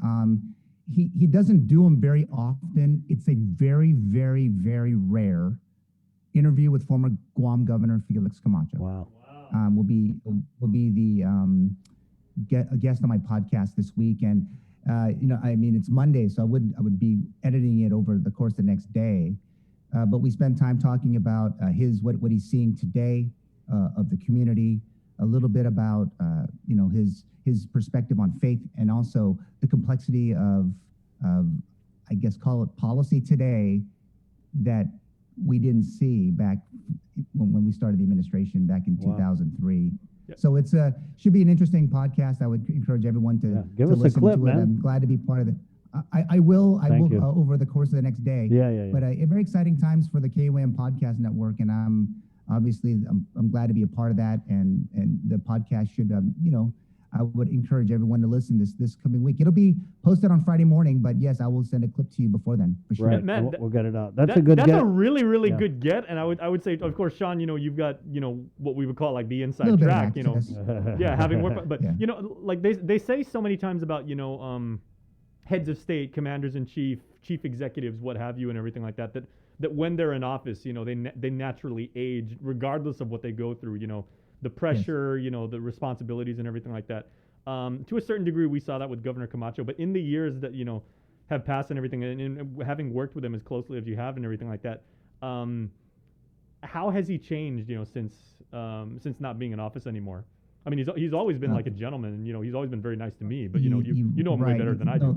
Yeah, for sure. I mean, remember, he's been out of office now for just around a decade now, or so. And so, in terms of his day, it's not the rigmarole. I remember the first day we were done with office, and I was at Home Depot, and I ran into him at Home Depot. He was buying a shovel and a rake. And he's like, I got to take care of my yard too, like everybody else. So it's puts in perspective, exactly what the former governors would do. He's, again, I think he's only done one interview. I want to say it was maybe 3 years ago. It was about the Trades Academy, and that's it. It was on another media, but he just doesn't do them. And so obviously for me, you're right, Jay, it's a good get. I'm excited about having him on the podcast, and obviously be looking for input, because he'll do it again if it's not too bad. Yeah. I mean, we haven't. We had former Governor Eddie Cabo on last year, and oh boy, did that make some waves, because he was just basically like, "Hey, what's up with these Democrats not wanting to hold their own accountable?" And they were just all on my ass when I was governor. And anyway, it made some waves. But the only other former governor outside of former Governor Joe Atta is former Governor Gutierrez. And remember, we talked about that, like internally, we had like kind of a powwow, Sabrina and Chris and I. We said, how about if we get like a summit, let's call it, of like former Guam governors. Obviously we could get Uncle Carl. Yeah. We might be able to get, maybe Joe Atta. We might be able to get, Governor Camacho. That might be like a little bit tough, but But what the point I was trying to make was, like, Governor Carl is very invested in this administration. So although he did have some pretty strong criticism for Governor Liu last year, I remember he was saying that she needed to go out and see the people and see the need. But I don't think. I've tried to ask him a couple times, like, "Hey, what do you think?" And he's been really like, "Oh yeah, we have to be back, Governor Liu," which is kind of what you expect. So yeah, you don't really get a lot of that perspective from the former governor. So that's going to be cool. And just shoot us a clip, and we'll pop it up before you debut the episode. Oh, no, for sure. Thanks, Chris. And I will send it over before Friday. Absolutely. No. Hey, Sean, before we let you go, I just wanted to talk because, when I first came to KUAM, like, I was always a big sports geek anyway, but that's one of the things that you and I really got close about and everything like that. And I really wanted to tap your brain about, your Olympic experience as a historian of the Summer Games and, as someone who covered, the exploits of Team Guam. And maybe first, because I remember when you went out and covered Sydney, right? Guam has always had a very strong showing in swimming. And did you cover any of the swimming events, like in the Sydney Games? Because specifically, I want to know, did you even ever see Ian Thorpe up close, the torpedo, and those size 18 feet? So I did cover swimming, and I did get a chance to cover weightlifting. We had, I believe, at the Sydney Games, it was 6 athletes. So it was about covering not just them, but we had a lot of Oceania athletes that were there. Some of the, call them the trailblazers, if you will. But it was a great time in Sydney. I was at the pool, but it was interesting. I was watching last night's basketball game. I know you were kind of ruining it for everybody, Jay, but I remember at 2000, I was there for that game and enjoying watching it. Watching Dream Team go at it. It's a big privilege to do it. To be able to cover the Olympic Games. But I covered the Micro Games, the Mini South Pacific Games, the East Asian Games. Got the privilege to travel for KUAM all across the globe at the time, to be able to cover, and then covered at home, of course, the Pacific Games. But it's surely an experience. I was watching the opening ceremonies, and it was kind of a contrast from when I was at the opening ceremonies at Sydney.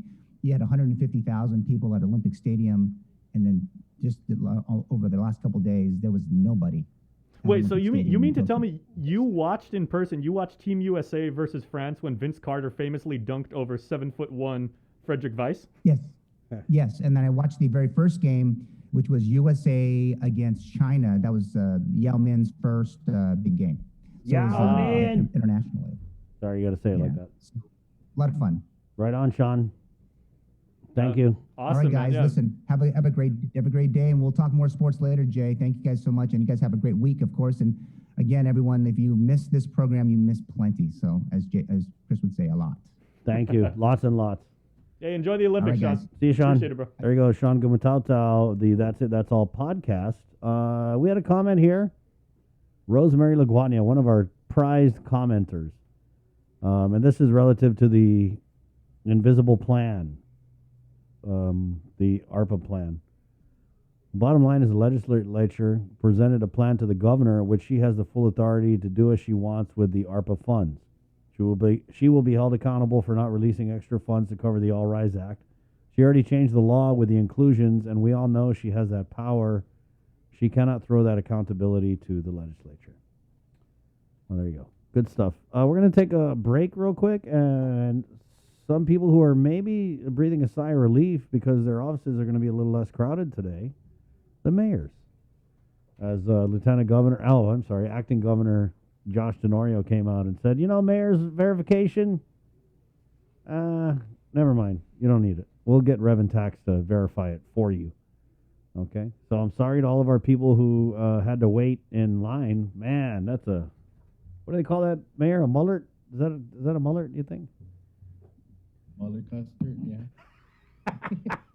Mullet custard. So the official word in our native tongue is mullet, right? Or the kind of westernized version of burn deal. Burn deal. Burn deal. Burn deal. You know what? Those people who had to wait in line for the verification, they should get double the Rise Act. Hey, no, we're going to give you an extra 100 just for your trouble. All right, we're coming back with Mayor Jesse Atlig, and you can tell he's in a snarky mood for his Monday morning update. Right here on The Link, which is brought to you by Pacific Points, Cabo Enterprises, IT&E, and Jack in the Box. Good morning. The Culture Club returns to KOAM Digital and KOAM News Weekend Edition, highlighting Guam's young artists, activists, and crafters as they work to protect, preserve, and promote our Chamorro culture. Watch this weekly feature on the digital platforms of KOAM News Weekend Edition, brought to you by Hanum. Uno Mixed. We're mixing it up on the last Thursday of every month with a look at lifestyle, entertainment, food, and so much more on the stations, networks, and digital platforms of KUAM Communications. Uno Mixed is presented to you by Docomo Pacific, Better Together, and Pepsi.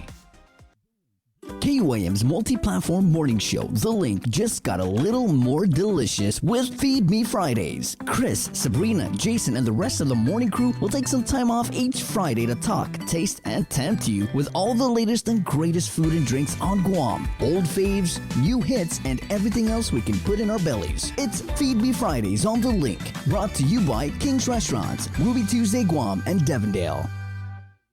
After a year with so many games and events delayed or unplayed, the world is ready for anything and everything in the world of sports. KUAM Communications is ready with more games, more championships, and more specials that are guaranteed to bring out the fan in you. Don't miss a minute of gameplay from NBC on KUAM TV 8 or from CBS on KUAM TV 11. Every month, we'll bring you the action and excitement. Brought to you locally by Michelob Ultra, Superior Light Beer, Marianas Irrigation and Landscape, and Docomo Pacific. Just more great reasons to tune in and turn on so you'll fall in love with TV again with the best from KUAM Communications.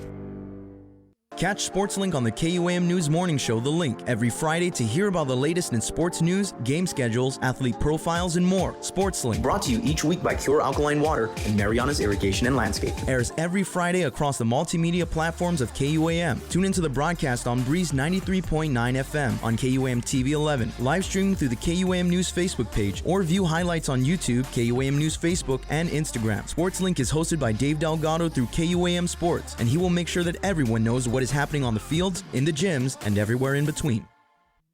GU Self-Storage, conveniently located near the Harmon McDonald's. We offer affordable rates, online payments, and auto bill pay for your convenience. Plus gate access daily from 6 a.m. to 9 p.m. Call us today at 648-7867 for more information. Looking for TV schedules, upcoming sports, or special presentations, or what you may have missed over the busy week you had? Well, look no further than KOAM Digital Digest. This weekly emailed newsletter puts all kinds of information in the hands of subscribers each and every week. Just subscribe and we will make sure you keep up with your favorites and stay informed and entertained throughout it all. Go to KOAM.com, click on the newsletter tab, give us your email address, and you are all set. Brought to you in digital partnership with King's Restaurant and Ruby Tuesday Guam. It's the KOAM Digital Digest, your weekly guide to the latest information and best entertainment on the stations and platforms of KUAM. My whole family is fully vaccinated because we understand the importance of it. I've seen my daughter, her boyfriend, and friends endure COVID, and I've lost family members because of the virus. I chose to get vaccinated to protect those around me, and most importantly, because of my parents. I'm Jonah Goncharfres, KUAM Senior Producer, and I'm a proud member of the vaccination. Join the vaccination. Scan and plan. For more information, go to KUAM.com. Brought to you by American Medical Center, your partner in healthcare. The relationship between Guam and Manila, Philippines is undeniable as we share similar cultural traditions, history, and heritage. With generations of Filipinos calling Guam home, KUAM presents a monthly look at the capital city, featuring in-depth and engaging interviews on everything from medical tourism to new business and government leaders. Veteran newscaster Nestor Lecanto delivers Beyond Our Borders. This special program is brought to you by KFC.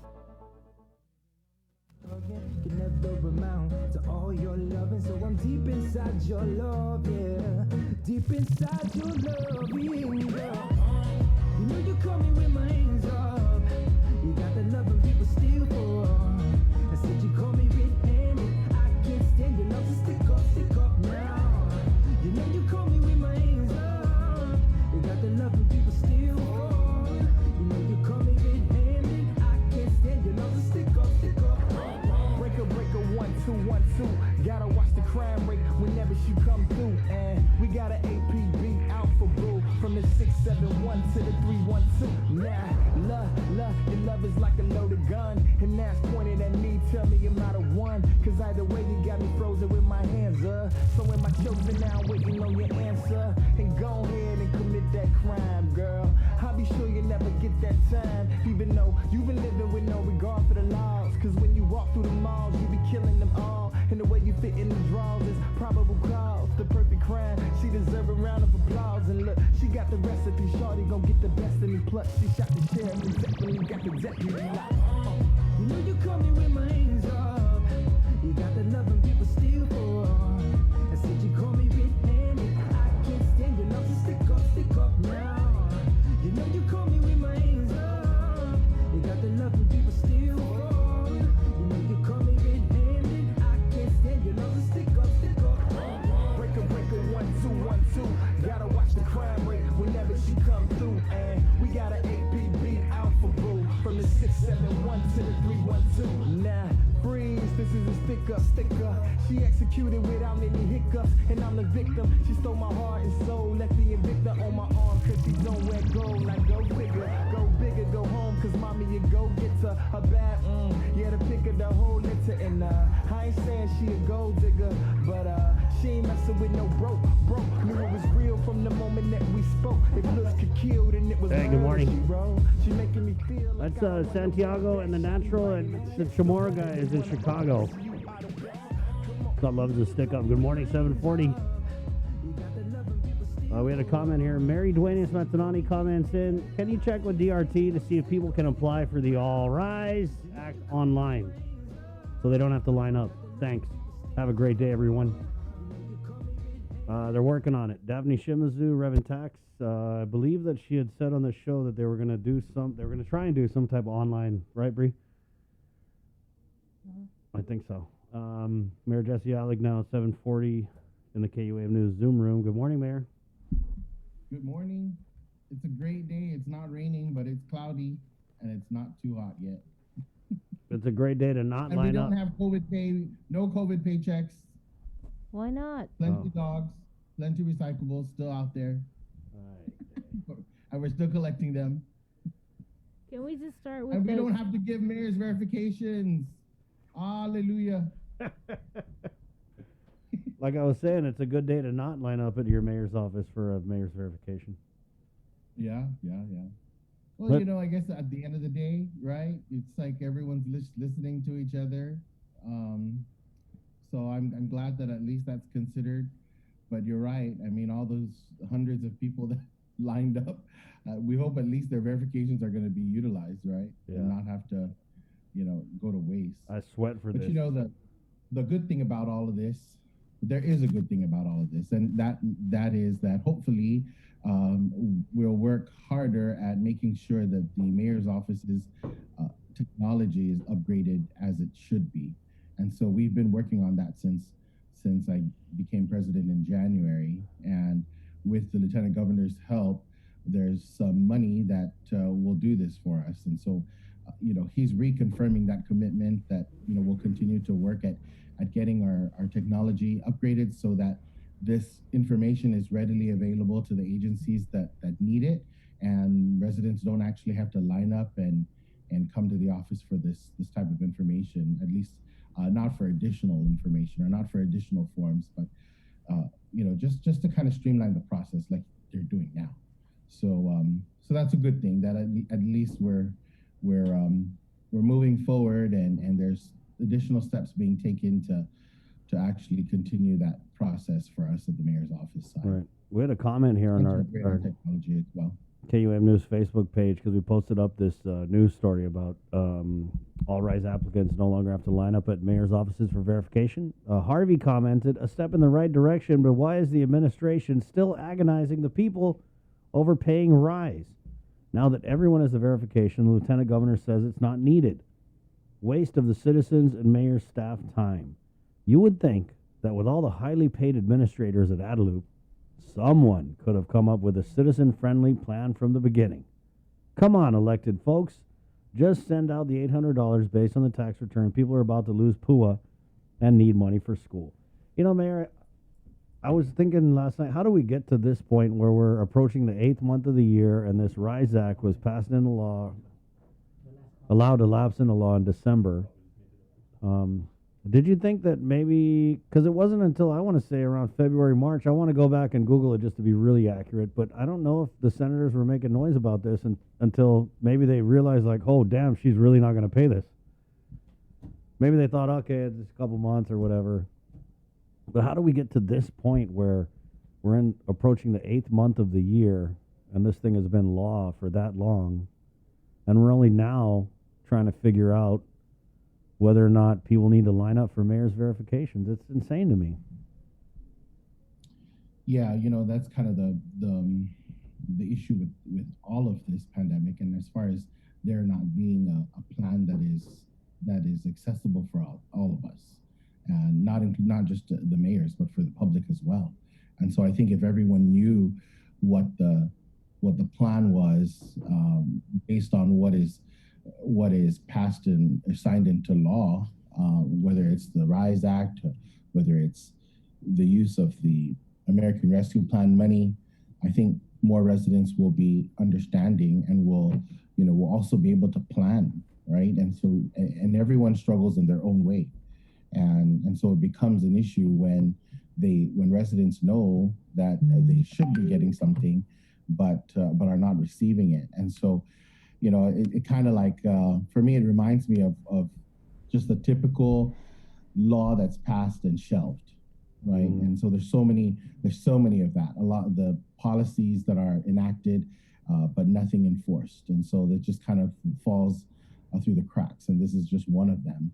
And I know that senators have been on it. I don't know which ones, but I don't believe they, I never thought that they would let it down. I just know that all of us have actually just been waiting on a plan and an execution date for all of these things. And again, not just the RISE Act, but including the American Rescue Plan money. I mean, it's July 26th, and we're faced with the next fiscal year and planning for that fiscal 22. And how do we plan for 22 when I know the senators are waiting to know what we're receiving from the American Rescue Plan, because let's face it, the revenues are short, and that's just kind of common sense. I mean, if you think otherwise, then perhaps, I'm not sure how you derived that, but we all can tell that the revenues are falling short. The special funds are short. I mean, the senators say it all the time, and most of us are funded from special funds. And so how do we use this American Rescue Plan money to not only sustain the government, but also to revive the economy? I mean, it just kind of it works hand in hand. And I think if our people are confident, then our economy will be confident, or will be strong. Yeah. Because if our people are not confident, and that's what it is. It's like, it's not only just a handout, and I don't want to call it a handout of the RISE Act, but it really is, right? It's assistance. So if they're confident that they're receiving it, if they receive it in a timely manner, which is already overdue, everyone can plan. Everyone can plan in advance, because you're right. Everyone knows PUA is ending September. What's going to happen after that? I mean, I think we need to brace ourselves for, Christmas. And what's it going to be like for Christmas, for us in Christmas and the new year? I mean, I'm really afraid about that. And, we try our best to work with what we've got, but knowing that we have all this federal money, knowing that we have all this assistance, it would be good if we knew where it was going to go and when it was going to. I mean, the communications or the messaging people or the digital whoever's the whatchamacallits down there at Adaloop should be putting this info forward. I don't understand. God, it sound annoying. I've been saying the same thing for the past month. I don't understand what's the big deal about this plan and why it's so top secret. Like, there's nothing you can say about how you plan to spend this money at all. Yeah. We have seen us, zero. On the mayor's side, that's crazy. I was in Tumon yesterday morning, and I saw a pack of dogs, and I thought, okay, related to the mayor's side again on agriculture. So this American Rescue Plan money, we know the legislature is proposing $5 million to agriculture, and a portion of those funds are to address animal control. But I think on our side for the mayors, we would like to know how much of that is going to animal control, and what is it going to fund? Is it going to fund more animal control officers to deal with the animal control problem? Because we not only have dogs in Tees, and we have dogs all over the island, but we don't only have dogs. We have cats, we have pigs, we have chickens, we have snakes. So it's all animals, right? All invasive species. And so addressing that will also assist us in preparing for tourism, which drives our economy, and it all just kind of works hand in hand. And so those are the things that for us, as mayors, I mean, that's something that we want to know.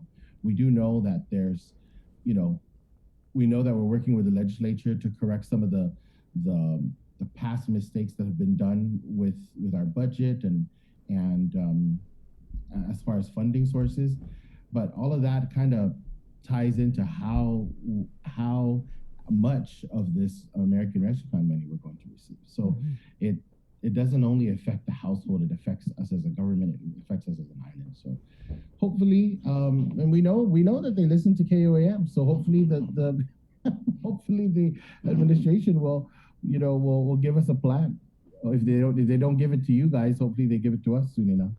Well, speaking of a plan, I thought the plan was to pay COVID differential pay last Friday for on government payday, and I'm just hearing that no COVID pay was made, and that was supposed to be from December all the way to I'm not sure what month, but I'm just getting my phone's being blown up about what happened and why aren't they getting their pay.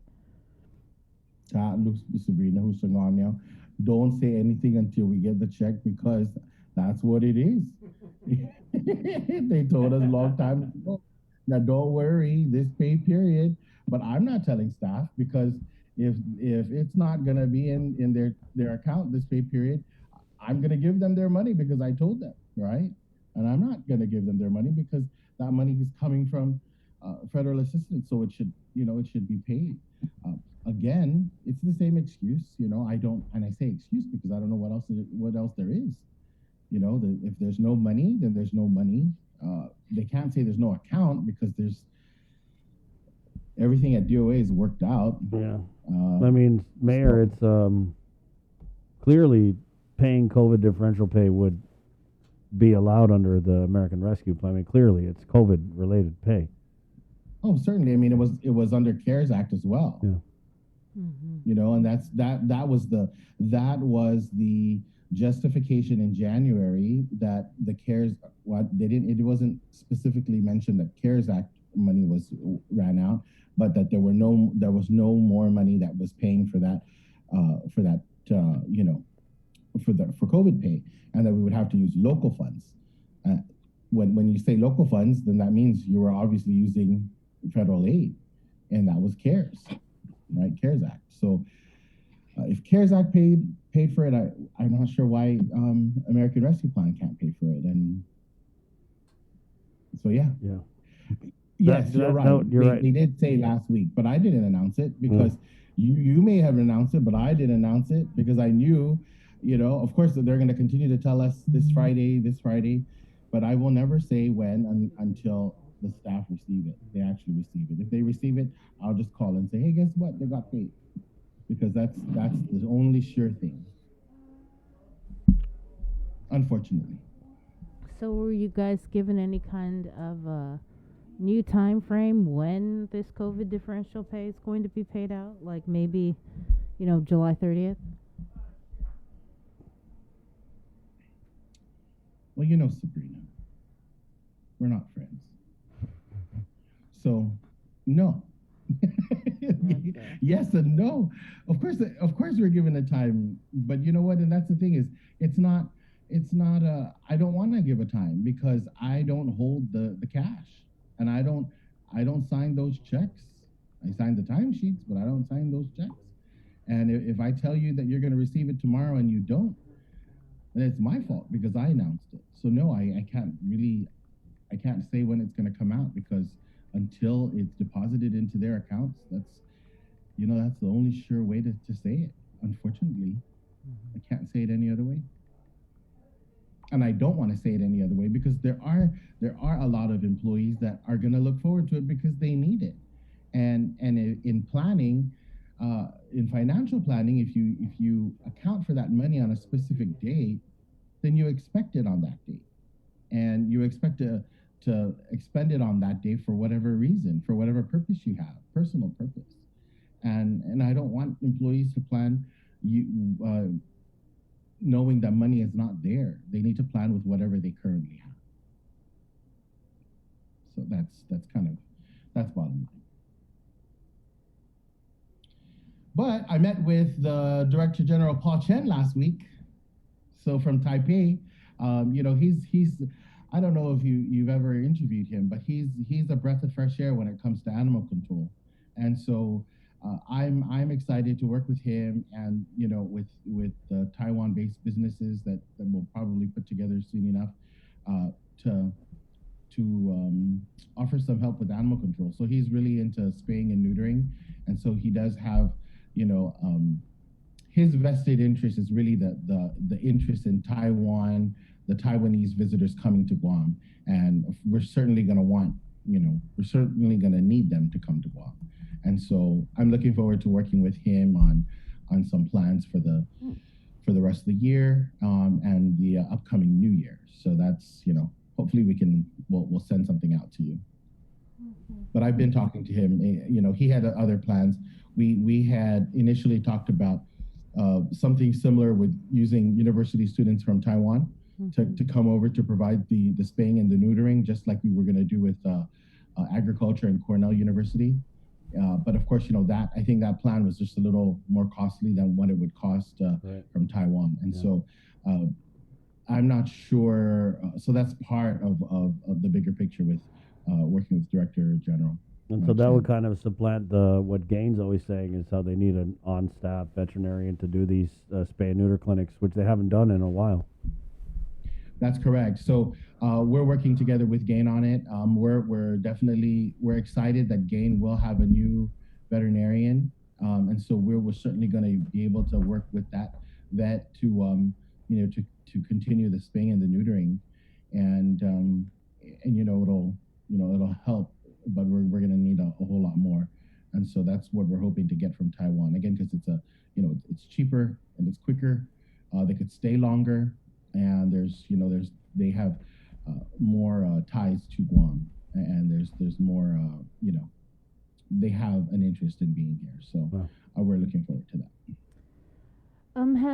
Has the GORA executive director ever reached out to the Mayor's Council of Guam? When he was on the show a while back, he was talking about how he gave us an update on some assistance for people for their rental, right, Chris? Something like that. And so not a whole lot of people had applied for it or were eligible for it. So he said that, we're going to work to kick and give some of that money to the Mayor's Council so that they could start retrofitting, I guess, their Senior facilities center. for to accommodate the opening of the senior center. So have you had any discussions with GORA? So I have not, but I do know that through the Lieutenant Governor's office, there are some senior centers that are going to get some assistance with their some of their walkways and their roofing. So and it is coming from GORA. So that is, as a matter of fact, before that, I think every senior center received an additional $20,000 for facilities repair and maintenance, and so that's kind of what is going on now with all of them. Most of them have been completed, but there are some that are ongoing, like in Alahan. Speaking of GORA, Alahan is having their basketball ribbon cutting tomorrow. It was a GORA-funded project. That's right. And so, so that's good news for Alahan. And I know that was part of the administration's plan with GORA down in Alahan. So that ribbon cutting, I believe, is tomorrow at 9 or 10 a.m. All right. I just hope no one harvested those clams down there. Oh, that would be sad. I'd hope not. Well, Mayor Chargaloff, he's on it. He's a proactive mayor, so hopefully he'll take good care of that. Yeah. Well, Mayor Alec, we feel your frustration here. We got to let you go though. Top of the hour. Okay. Well, you guys have a good week. All right, you too. Take care. Keep in touch. Yep. Okay. Mayor Jesse Alec, Mayor's Council of Guam, obviously very frustrated with everything. It's Monday, July 26th, and boy, do we have a case of the Mondays here on The Link. Brought to you by Pacific Points, IT&E, Cabo Enterprises, and Jack in the Box. We're going to take a quick break, and we're coming back with KUAM TV. Here we come. Get ready. Here comes The Link. Good morning. We got your 6. At 6 a.m. with The Link on Breeze 93.9 FM. Bree and I connect you with all the latest news and information you need to know to start your day. Then check back with Guam's news leader at 6 p.m. for the day's top headlines with KUAM News Primetime. From 6 a.m. to 6 p.m. and everything else in between with KUAM Digital, we got your 6.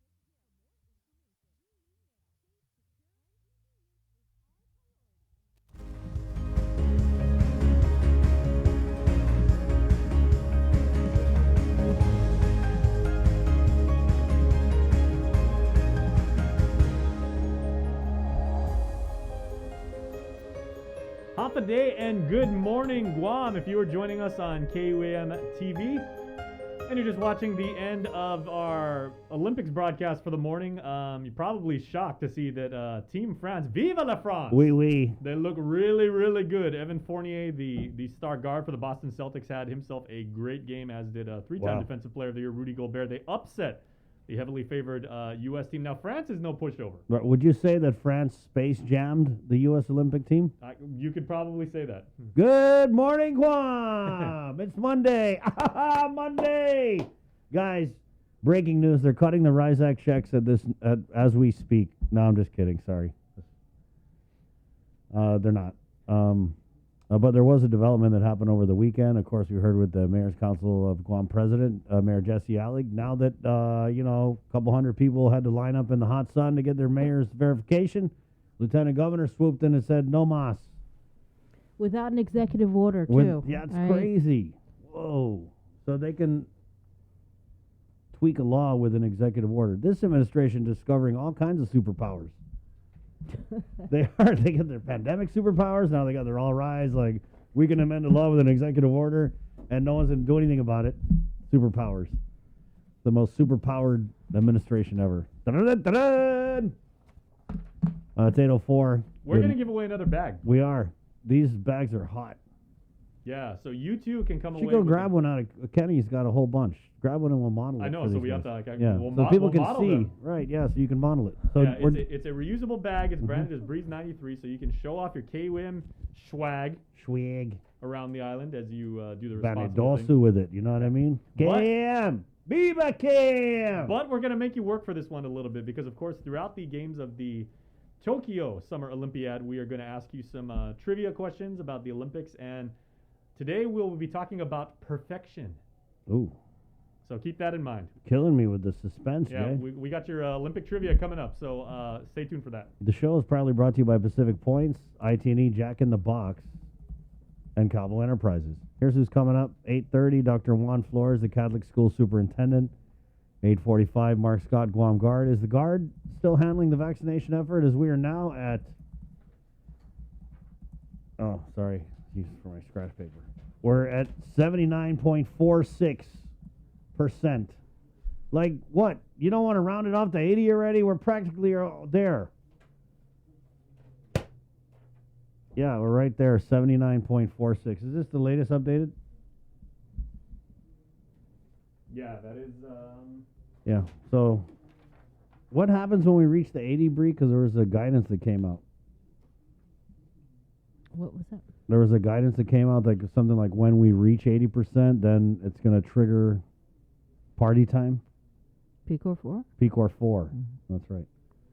But they're really firm on this 80% thing. It's just, which is kind of gets me because they haven't really been so firm throughout this pandemic. Remember when it was like, oh, we're going to do this if the CAR score does that, or oh, PCOR 2 means this, but it doesn't really. It means PCOR fun. So we have 648 So it's interesting. people. Yeah, it's interesting. Like, why not? This is already 80%. I mean, come on.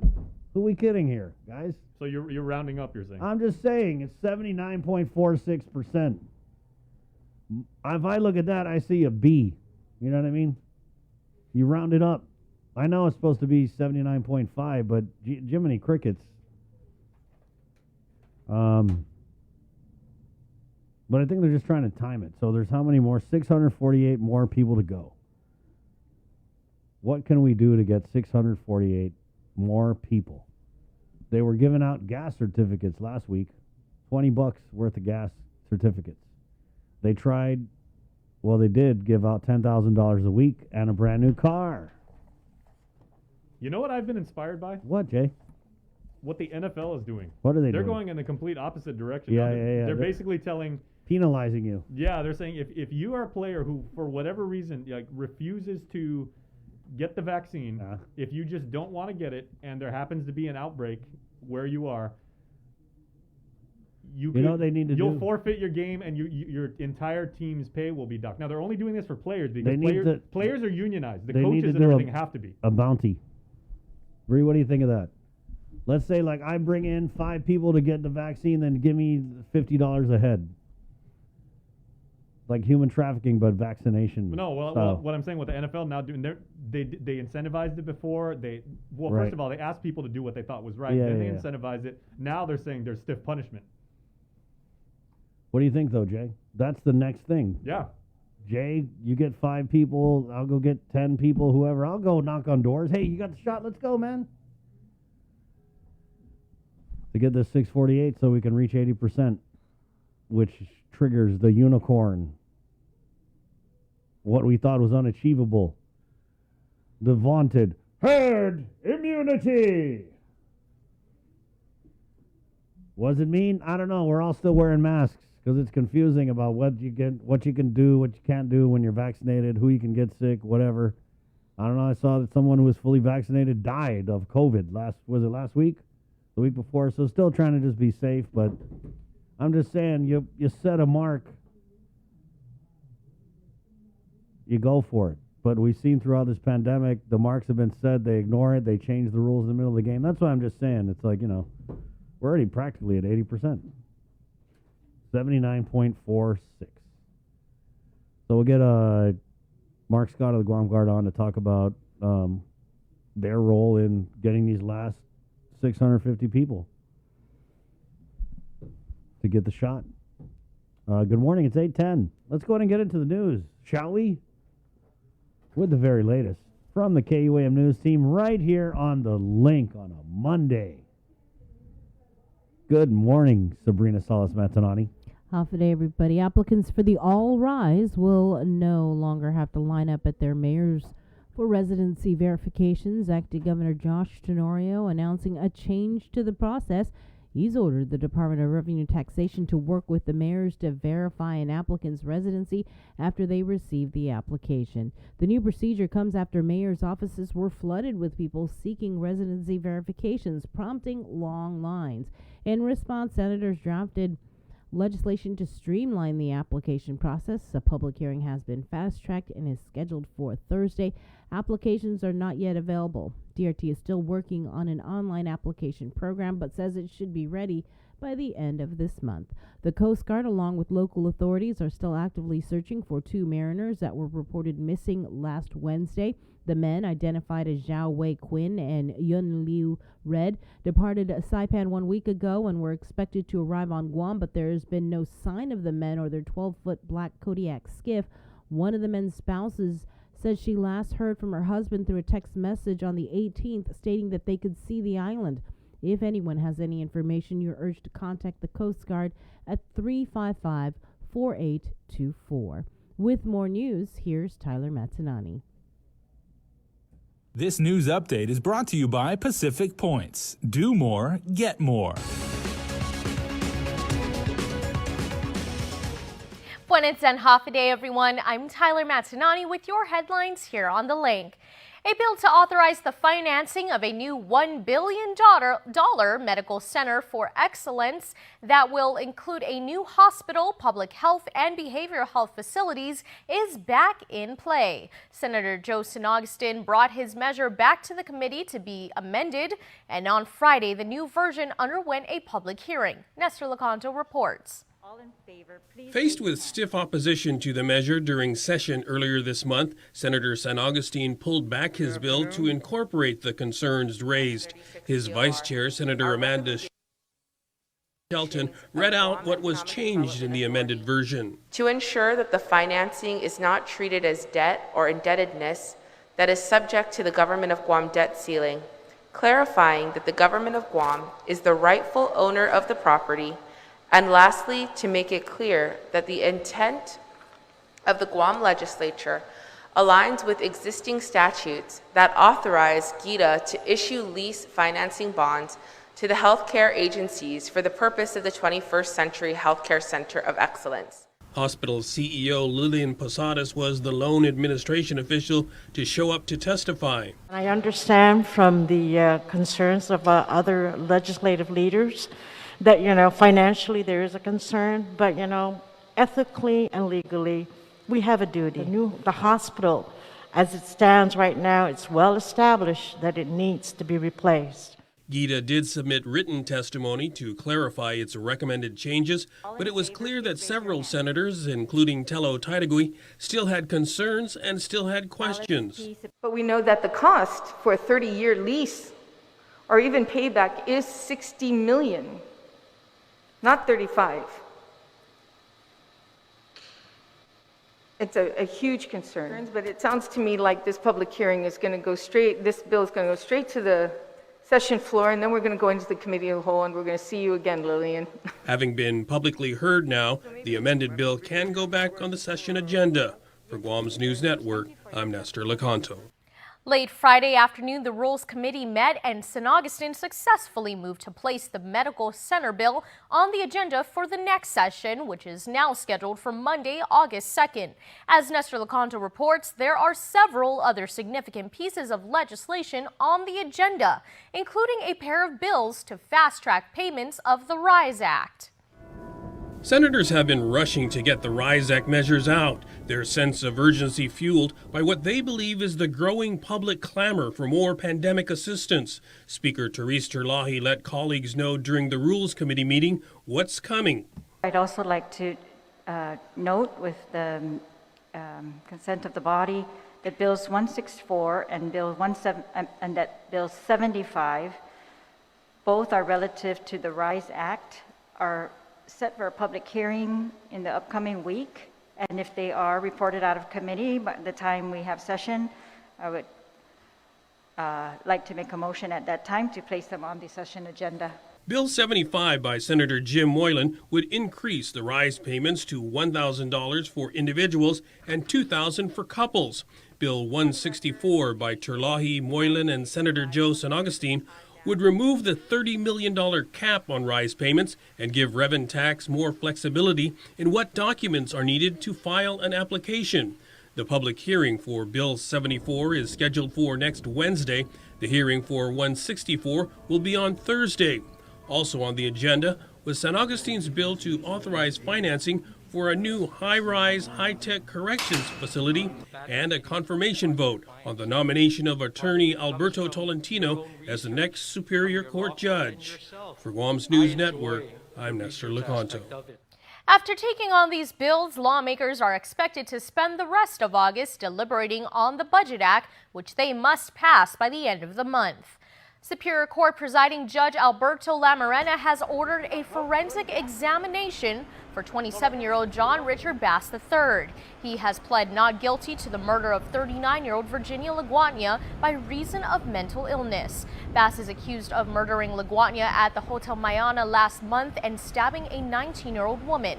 A competency hearing is scheduled for August 20th at 10 a.m. Trial is scheduled to begin on August 4th for joiner Scott Sked and Rudy Kanata. The two are accused of murdering former Umatic Mayor Daniel Sanchez last April. During today's proceedings, a motion was made to sever their cases. As we reported, attorney Terrence Timbaland was the latest attorney appointed to represent Sked. He marks her 6th legal counsel. Sked waived her rights to a speedy trial. A hearing on the motion to separate the cases has been scheduled for July 28th. The Attorney General's independent investigative team has released the findings of an autopsy on 49-year-old Fowler Fabian. The results confirm he died of a single gunshot wound. Fabian was shot into Muning earlier this month by an off-duty police officer. The AG's office will provide more information as the investigation continues. They have already, though, released surveillance video of the incident and conducted several interviews. The ITT also confirmed a knife was confiscated at the scene of the incident. That's it for now. We'll see you tonight for KUAM News Primetime. This news update is brought to you by Pacific Points. Do more, get more. Legislation that will provide a big boost to Medicaid funding for Guam is one step closer to passing. A House committee unanimously approved the Supporting Medicaid in the U.S. Territories Act. Congressman Michael San Nicolas says the measure extends for 8 years the 83-17 federal funding match for territories, including Guam.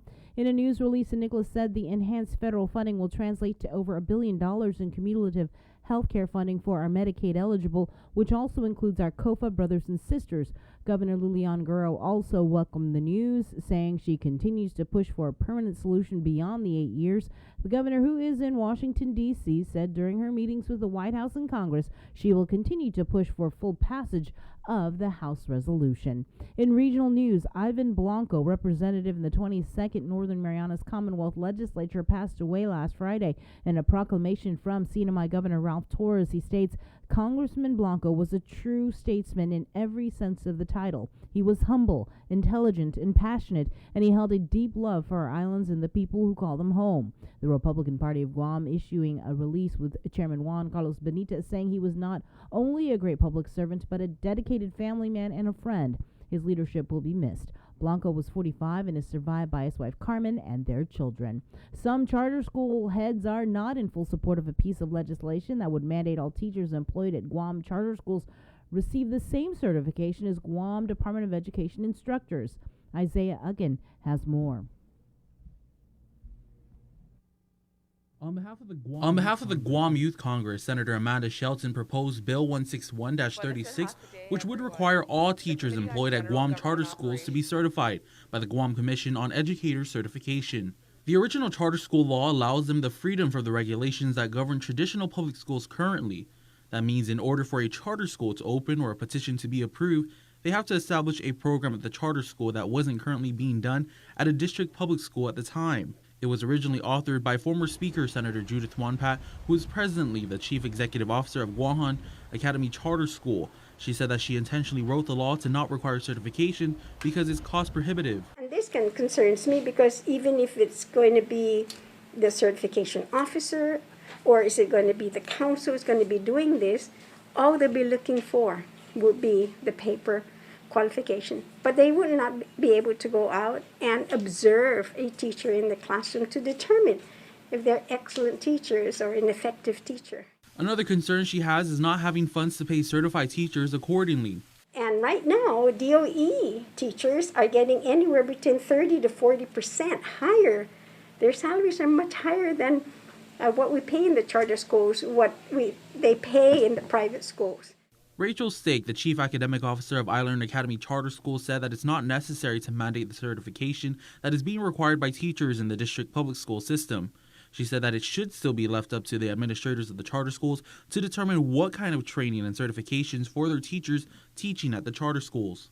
Especially if the program is effective, especially if we are producing the student learner outcomes that are expected of us. We are held accountable for what our charter school produces, right? And so if the trainings and the certifications that we're currently requiring for our teachers, such as Google Education, because we are a tech school, if they are able to obtain certifications in the areas that we're currently requiring for our program to be successful, then I think that that's great and that's where it should be. But I don't think that it should be a certification mandated to us to fulfill, especially if it's an unfunded mandate as it is. Stake says the bill would affect their hiring authority. I look at credentials, so I look at their degrees, I look at their experience, but I also look at them as a whole. Are you passionate about teaching? Are you passionate about your students?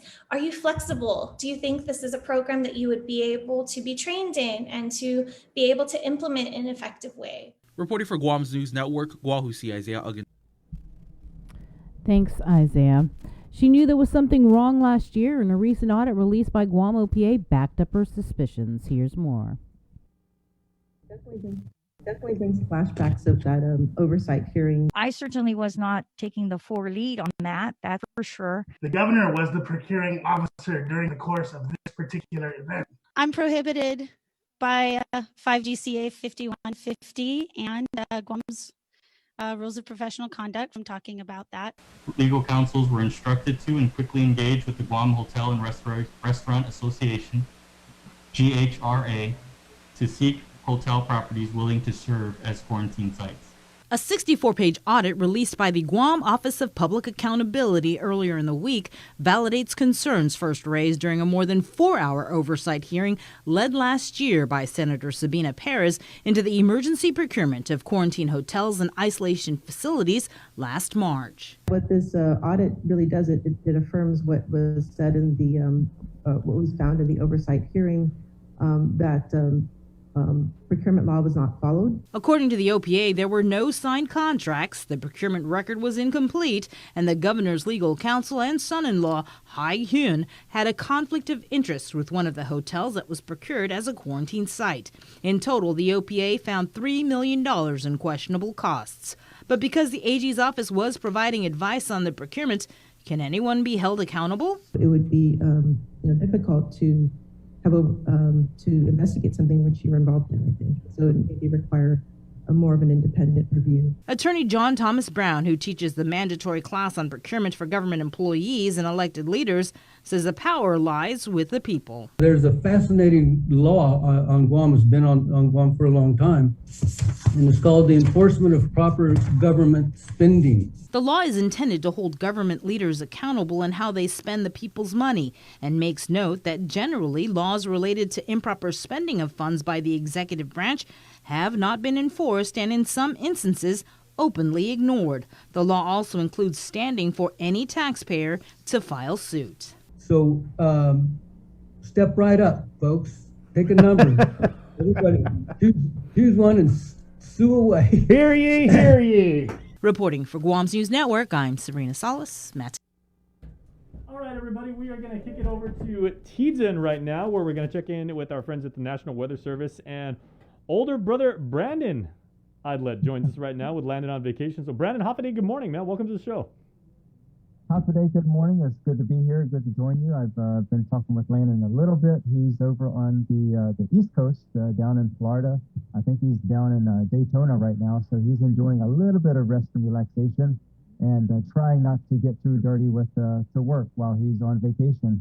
But so it's good to be here with everybody, and let's talk about some of the weather we've seen the past week and then what we've got in store for us this coming week. So let me go ahead and change my camera around and give you a little bit of an overview of what we're looking at on the satellite imagery. So this is the infrared satellite. You can see the Marianas right across in the center of your screen. The big feature of this past week has been the monsoon trough, and that has been situated well to our north for the whole week. But we've seen a lot of the heavier showers and thunderstorms that originally were over the Marianas. We saw some heavy rain across Mount Santa Rosa just a couple of days ago, and these rains have gradually retreated northward. So that has spelled some drying for us in the short term. And let me show you one of the other satellite images that we like to look at. This is satellite-based moisture. So the satellites are looking through the atmosphere and giving us an estimation of how much moisture there is in the air. If you were to take all the moisture and condense it over a single column, we'd be looking at 2 to 3 inches across much of the Marianas, especially the far northern islands up to Tagan, Alamagan, where we have had a special weather statement for the past several days. Down across Guam and the rest of the CNMI, we're looking at a little bit drier, but still we have that vulnerability of some moderate to heavier showers at times. But we should see that risk decreasing. So let's go ahead to the slides. I think Jason should have those ready to go. Yes, sir. And let's roll their slides. Yep, good to go. All right. So right now we are looking at, we still have a high surf advisory across the region. And so we're looking at 7 to 10 foot surf along west-facing reefs. And let me switch my camera around. Here we go. So we're looking at a high surf advisory continuing through tonight. And that's going to be a 7 to 10 foot surf along west-facing reefs of the Marianas. We did have a small craft advisory for the past couple of days, mainly for Tinian and Saipan, where we are looking at the seas of up to 7 to 10 feet. 10-foot seas is what we consider hazardous for small craft, but conditions are coming down. They're starting to improve, as well as winds. With that hazardous surf, though, there is a high risk of strong rip currents. So we advise people to exercise caution in the water, and especially on the west side of the island, perhaps refrain from going into the water. We do still have a special weather statement in effect for the far northern Mariana Islands. we're looking at wind, seas, and surf gradually improving. And then across Micronesia, there's not much to speak of, at least hazard-wise. There are some showers and thunderstorms, and some large clusters affecting parts of Palau and Yap State, and also south of Chuuk and Pohnpei. But most of the emphasis for hazards is north and northwest of the Marianas and to the Philippine Sea. So let's go to the next slide and do a quick recap of just what we've been seeing. Let's see, that's the high surf for the West Basin reefs. I do have a slide that shows rip currents. Rip currents are notoriously dangerous across the Marianas, actually anywhere in the world. But when it comes to weather-related fatalities, rip currents are the number one cause for the Marianas. And rip currents are easy to get out of if you know what to do. If you're like me, as soon as something happens and you're in the water, that panic sets in. And as soon as that panic has set in, you're already on a losing battle. So the key is once you feel yourself getting tugged out, if you're ever in that situation, relax, stay afloat, and you can easily swim to either side, paralleling the ocean current or paralleling the beach, and you're quickly out of that current. The currents are only about 20 to 30 feet wide, so just kind of float to the side, you're out of that current. Of course, then you're dealing with the hassle of how do you get back in through that large surf on the reef edge. So the most important thing is if there's a high risk of rip current, stay out of the water. And then all the time, whenever you go to the beach, have any type of a marine activity, make sure nobody knows where you are. Always use the buddy system. That is the safest thing to do anytime you go out on the waters anywhere in the Marianas. So let's go to the next slide. We've been looking at rainfall amounts for the past week. We did have a flash flood watch for earlier this past week, and some of the weekly rainfall amounts we saw at 8.5 inches just about at Mount Santa Rosa. There's a USGS rain gauge, and I think it was Saturday that Mount Santa Rosa received some impressive thunderstorms, a lot of lightning, torrential rains, and that really added up pretty quickly. Down across southwestern Guam, we saw 6 to 7.5, 8 inches across Umatic, Santa Rita, and Mauricio. We did see some flooding. We did issue a couple of flash flood warnings, and luckily, we're glad to say that the chances of such heavy rainfall, at least for the next couple of days, is quite a bit reduced from this past week. Let's go to the next slide. Looking at the Joint Typhoon Warning Center, look at what tropical cyclones they're issuing bulletins on. There is still the Tropical Storm 09W, that was INFA, that we had issued some advisories on earlier in the week. That is up into the Chinese coast. It's just drifting northward, not doing much, at least in the Philippine Sea, but parts of China are getting some pretty heavy rain and some strong winds. And then well to the north of us is Tropical Storm 11W, Nepartak. That was the one that formed near the far northern Mariana Islands and lifted northward. And so with that storm moving northward, it's also kind of pulling up the monsoon trough away from the Marianas, giving us a little bit of clearing trends.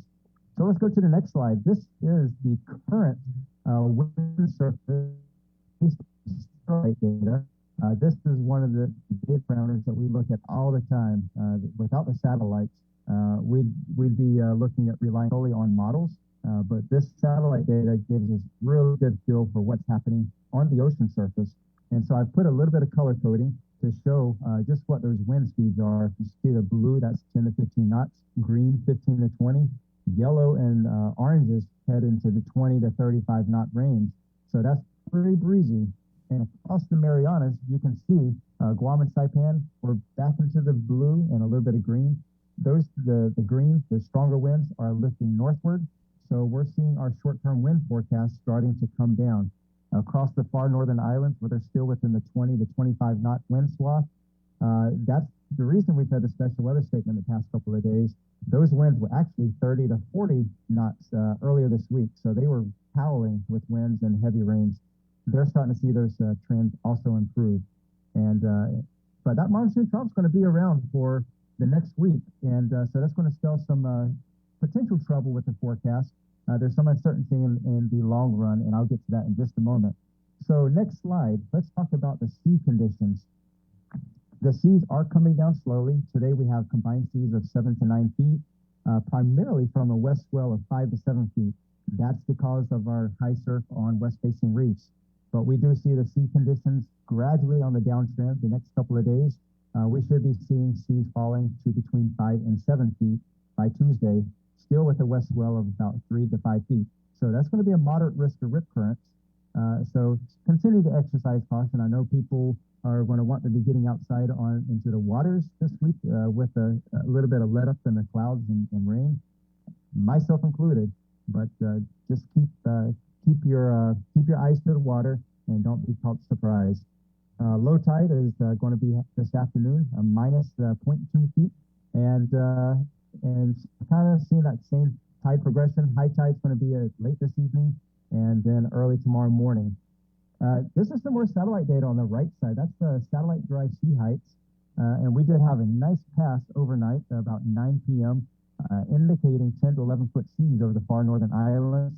And this actually provides confirmation. You can see Saipan and Tinian with seas around 8 to 9 feet. That is confirmation that those 10-foot seas have come down and gives us more confidence in dropping the small craft advisory this morning. And finally, next slide, let's look at the week ahead. Like I said, we do see some improving trends in the short term. Southwest winds would be decreasing, becoming more southerly on Tuesday.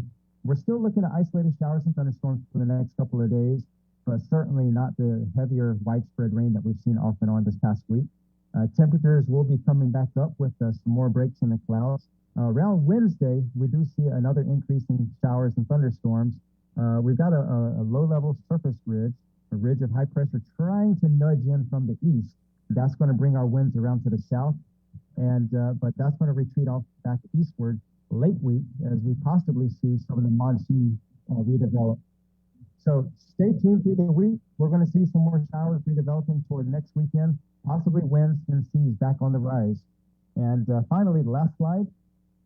You can find all of our forecasts. We update them at a minimum every 12 hours, every morning and afternoon at weather.gov/GUM. And then find us on Facebook at NWS Guam for any relevant updates and forecast trends. We like to communicate with people. If you have questions, feel free to send us a question anytime, and we will get back to you as soon as we can. And with that, I think that's all I've got for you for today. All right, thanks so much, Brandon. Man, great job, dude. I like the rain and all and everything like that. It makes the plants grow, the grass enjoys it and everything like that. But I think I've seen all the rain I want to see maybe for the next few days. I'm missing the sunshine. Yeah, it's good to have a little break. I love a rainy, stormy day. In fact, my wife and I, we enjoyed our rainy day. I think it was last Monday or so. We just had our son. He was in a daycare, so we pulled out the Nintendo and played some Zelda for a few hours. Very nice. Hey, like the song says, man, I love a rainy night. There you go. Hey, all right, we'll see you next week, man. Thanks a lot. Great job. All right, take care. All right, so Brandon Adlet, once again, of the National Weather Service. We are going to have our conversation with Dr. Juan Flores, the Superintendent of Catholic Social Services, coming right up. But first, let's get to Chamorro News with King Conception, sponsored by First Hawaiian Bank. Buenos updates to get sunto gifinut sa morgin ni KUAM News. Presenta ni Familian Mizo gi First Hawaiian Bank. Adja legislación is siyempre hasay sa lapi Medicaid ni mapatumagi guahan sa umanawmat na talumas para umapasa. Ikomitean ni House ang mapasa na bill ay mafananaan supporting Medicaid and the U.S. Territories Act. Delegado Michael San Nicolas sa asangan na adza na bill sa extendi para 8 anyos sa matching fund Medicaid para Territorio Sihan yung sumano guan desde 1963 na sakan hasta 2017 na sakan. Gizon na news release sa Nicolas sa asangan na esti na salapi sa maski bizon pesos per todo para napasalud para di siya mang kwalifika kung todo ya di siya manggay gwini sa goni Compact of Free Association.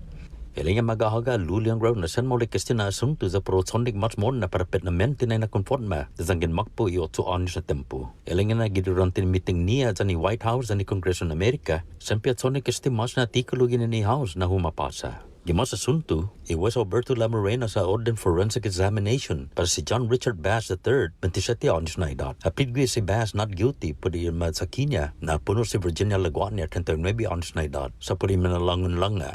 Esta maod din si Bass na para psychiatric evaluation na maschedule para dia 20 gi Hulyo. As a competency hearing sa maschedule para dia 20 gi Agosto, galas 10 gi Egan. Masaki si Bass na puno sa mesa sila guan na gihote o mayana gizatamuning, dyan na sesyon 19 anyos na Palawan. Mas gin ni KUAM, at the independent investigative team gin ni opisina ni Rada Bagao, sa malangno si Senada niya giatap sa Failer Fabian, 49 anyos na edad. Makonfirma na pinino si Fabian yung tiro ha na pinaki. Pinaki si Fabian yung official polisiya ni off-duty, gizatamuning gitinituhon este na mes. Siyempre on managwahan ni opisina ni Rada Bagao mas informasyon mentas matsagugon mo na investigasyon niya. Ma-release esta video niya dyan na sinisedi, sa maninteribista oto siya na tautawgi. Makonfirm mi loki ni ITT na masoda sesi gilugar sinisedi. Mas gin ni KUAM, maresta si Michael Fregerger Belen, 51 anos na edad, na ma-charge niya susteta ni Schedule 2 na bineno ni minarches grado na felony sa puri man-resibi sinaki na kosas no misdemeanor. Según el documento ni Korte, man-respondi polisiya guatigi sa tomom sa purgwahay na argumento, magkuntusi si Belen sa masoda na gwahay Zonia Warren. Anay maaresta, masoda loki ni polisiya Kristat na tubo, gisantati na bersanya, no test na. Mates si tubo na positibo put meth. Ano mapega si Belen gihalong karetang polisiya, mali credit card no gayi na anadji magsakangwan na biktima. Napodong ginipatas niya dyan sa klitas niya si Belen. Ilang niya na banti haga sa guihi card sa pawga dili. Yuto mo na suntugin ni KUAM News para pawga na Lunes. Put para ma-recognition National Immunization Awareness na MES, Departamento sa Salud and Servicios Sociales sa para ma-presenta di walk-up immunization clinic para 3 días na tempo gi field house gi Universidad Guahan, gi Zamangilaw, gi dia 29 hasta dia 31 gi Hulyo, desde las 10 gi Egan hasta las 3 gi Pupuengi. E clinic sa para sabi estudantes siya desde 4 años hasta 18 años na edad, ni mantay zo insurance pati kinubri ni Medicaid para medical indigent na programa. Imanay na tani para fan sauna gwini sa David yung fangaizo record ni nakuna para fan halm gwini na programa. E varicella vaccine, pat binakunan chickenpox, PPD test, pat binakunan TB, dyan i-recognosan ni tato tao pat physical exams at tiparo managwaha. Yung estudantes yan ay mangaizo private healthcare na insurance sa timang kwalifika para este na sibisyo. Immunization clinic sa para mapolo gi si para na lugar gialo mi field house. Sago deste clinic para ibinakunan COVID-19. Estudantes siya ni 12 años na edad para ulo sa mangkwalifika para fan mabakuna no Pfizer BioNTech para COVID-19. Mamakumbibida ado siya walk-ins para hadzi malago mabakuna. Guam News Network, Guam si Ken Concepcion. Yasuto yung finut sa muro sa presenta sa ninafato ni Familiang Mizo gi First Hawaiian Bank.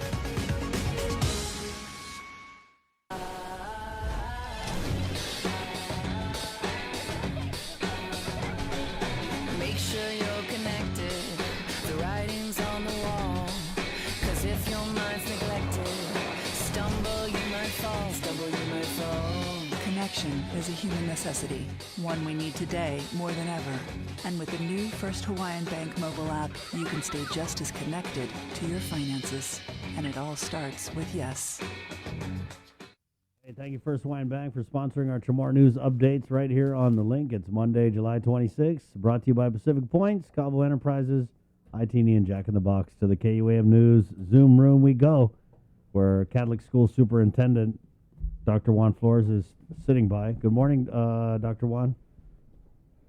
Good morning. Right on. So we had your public school counterpart, Superintendent John Fernandez, on last week, just kind of going over everything that's going on with the reopening of schools. So, of course, wanted to fold you into the convo and find out on your end when we're going back to school and how's it going to be different from last school year. Well, the first school that's opening up is Father Duenas on August 2nd, and then the other schools will follow. I think the last one will open on August 11th. And all of the schools are planning for face-to-face instruction, with only a couple of schools offering distance learning in addition to face-to-face instruction. So pretty much they're following up on what we started last spring, which is to go to face-to-face instruction for the majority of the students, if not all of the students at the schools. That's what the schools are planning on. And what types of improvements were you guys able to make with some of those ESF funds and other federal funds you guys got? Probably the most significant that have been in place now for a couple months is getting the plexiglass sneeze guards in the elementary schools for the classrooms, sneeze guards for cafeterias for the high schools, HEPA filters in all the classrooms, all of the rooms will be set up so there'll be at least a 3 feet distance between students in any direction.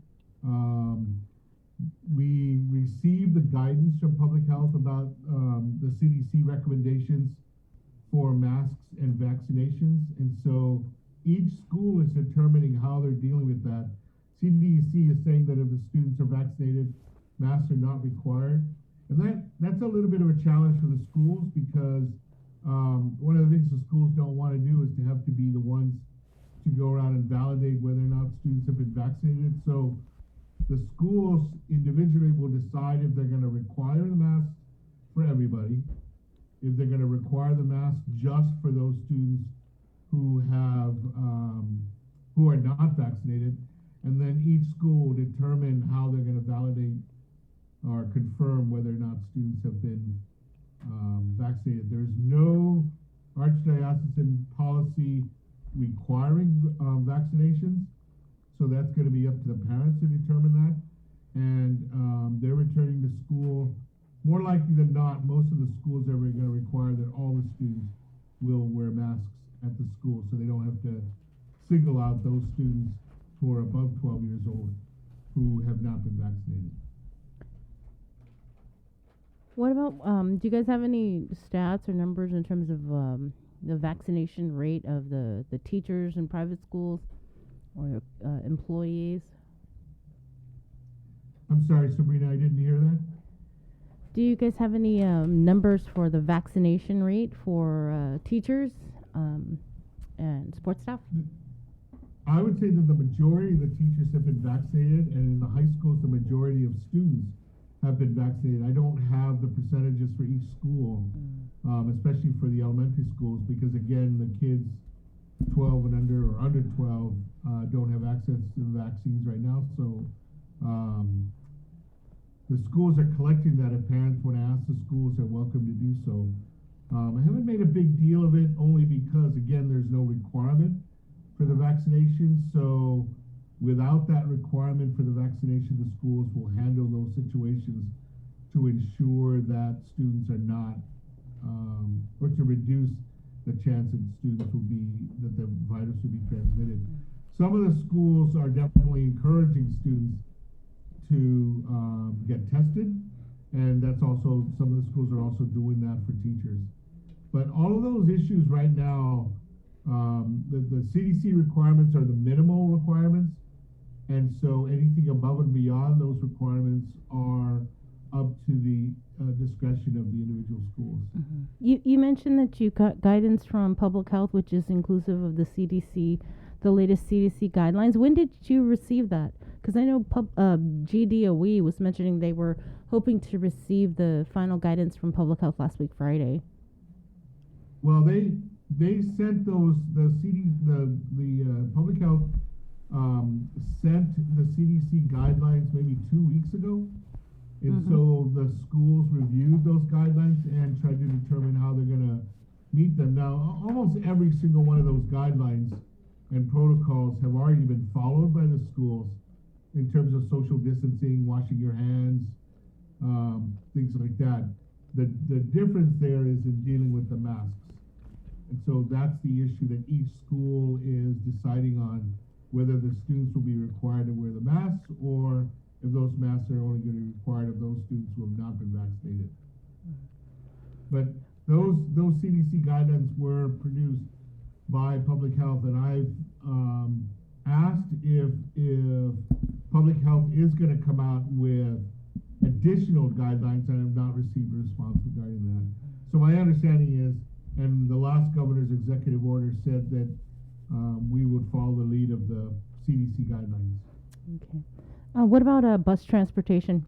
Have you received anything, guidance on? There are 6 schools that are trying to avail themselves of bus transportation, and the Department of Public Works is working directly with each of those schools.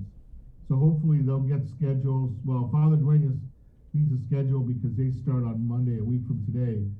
But the public health, I mean, the schools have confirmed that they have been contacted by Public Works regarding the bus transportation. I wanted to ask your take on this bill. Is it Bilbrey? Yes, there's a bill. Yeah, there's a bill. Regarding the requirement for Charter the proposed schools. requirement. Yeah, so I guess they're trying to require charter schools to get their teachers certified. You know, I actually checked in with a couple of members of the Educator Certification Commission because I thought maybe that was being brought up by them, and it was not brought up by the commission. One member of the commission mentioned to me that she's not in favor of it because she feels that the charter schools, by virtue of being charter schools, are trying to set up school systems that, while they are publicly funded and provide public education for those students, that the schools should determine what kind of an education the kids will receive. There's no doubt that certification assures that there are some supports for making sure that teachers in the schools have the background, the knowledge and skills to be teachers. But I have to tell you that many of the teachers in the Catholic schools are not certified, and yet we still have students being successful in the Catholic schools. Now, there are other factors, obviously, besides certification, but when I read the bill, I think the greatest concern I had was most of the research in the introduction of the legislation referred to information provided from the 1990s.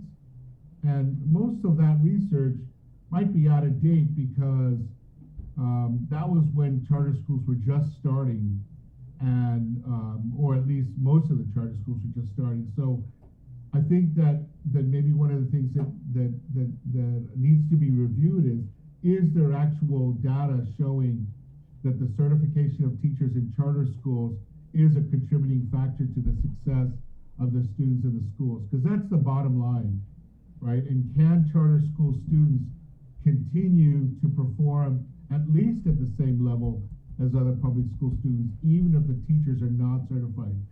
From my perspective, even with certified teachers, the onus is on the schools and the school district and the other teachers to ensure that effective teaching and learning is going on in the classroom. Whether that takes place with certified teachers or non-certified teachers, I think may not be as relevant as whether or not effective teaching and learning is actually going on. And so, by virtue of charter schools being different from non-public schools, from the other public schools, where parents get a choice of what the charter schools support, it's hard for me to support that legislation. But I think that the intent of the bill is to ensure that publicly funded schools will have teachers with whom the students will have a fighting chance to be effectively taught in the schools. And I think that should be the focus of any legislation that addresses concerns about charter schools. I wanted to follow up and see whether or not you had any reaction as the superintendent of Catholic schools to this judgment that came out recently by the District Court of Guam Chief Judge regarding schools and parishes being included as assets. And this is part of that the bankruptcy case and tied in with the sex abuse cases. So did you have any kind of response? Are we going to see, some of these private schools being sold off to help pay off some of the debt that's owed by the Archdiocese?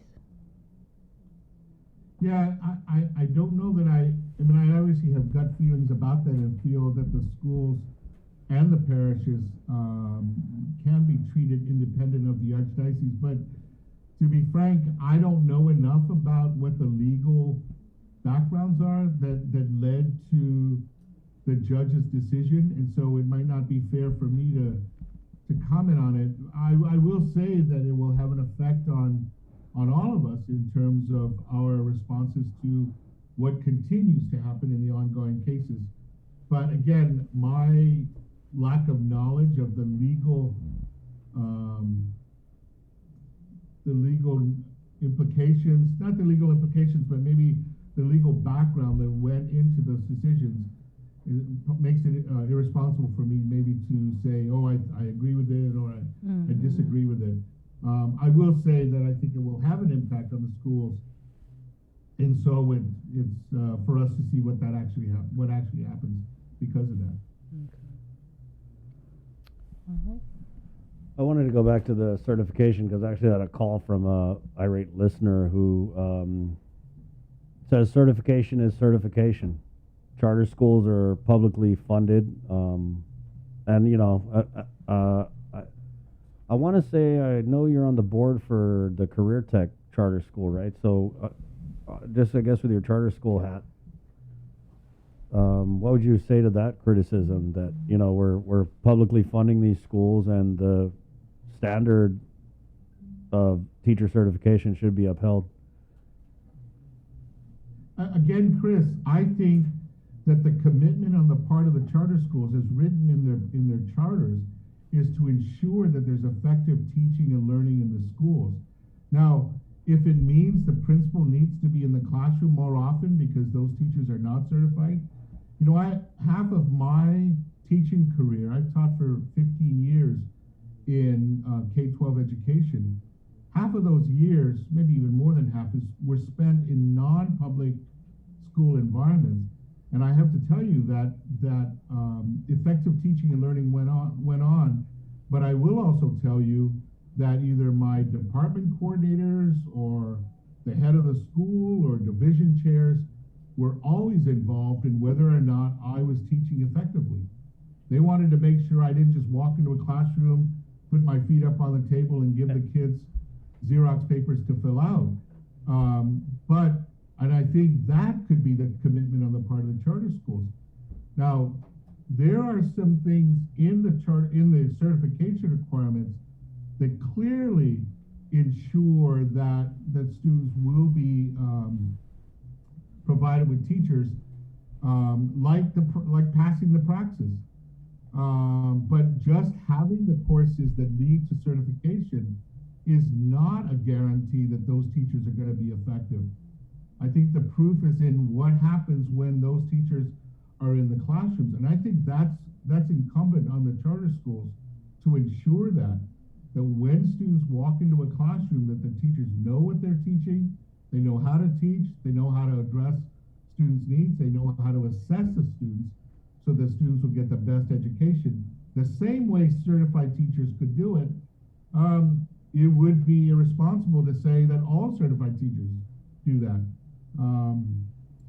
I remember making a statement to the late Ben Pangilinan way back in saying that I think teaching is easy. I think it's good teaching that's hard. And I think there are good teachers, even great teachers in our DOE schools, and there are good and even great teachers in our charter schools right now because they know how to address the needs of the students and they know how to ensure that the students' needs are being met. Okay. Bree, anything else? Yeah. Wow. So can I make just one last of comment course. about that? You know, if the certification, and when I read the legislation, my first reaction was that I applaud the legislature or the senators who introduced that legislation. I wish that they would go one step further, that if they were going to require certification of the teachers, that they look also at equitable funding for charter schools, because right now the charter schools are getting maybe half of the allocation of what the DOE schools are getting in terms of per pupil costs. And one of the reasons why charter schools are hiring non-certified teachers, it's not the most important reason, is some of those teachers who are not certified are willing to teach for salaries that are less than DOE schools because they believe in the charter schools and they support the principles of the charter schools and the mission of the charter schools. And I think that should be recognized. But if the expectations are going to increase, then along with that legislation should be legislation ensuring that charter schools, which are publicly funded, will get the same equitable allocation of funds from the government of Guam as the DOE schools do. And that's just to ensure that all students are receiving the same amount of support from the government and they're not discriminated against because of that. And just for the record again, the private school teachers in the Catholic school system are not certified? Some of them are not. There are some who are, not all of them, and it's not a requirement in the Catholic schools that they be certified. So what about the ones who are? Do they just feel like, oh, I want to bring something extra to the table, or is there a rhyme or reason? If you met some of those teachers who are certified and are getting lower pay than Catholic schools, it's out of their goodness of their heart. It's their commitment to Catholic education.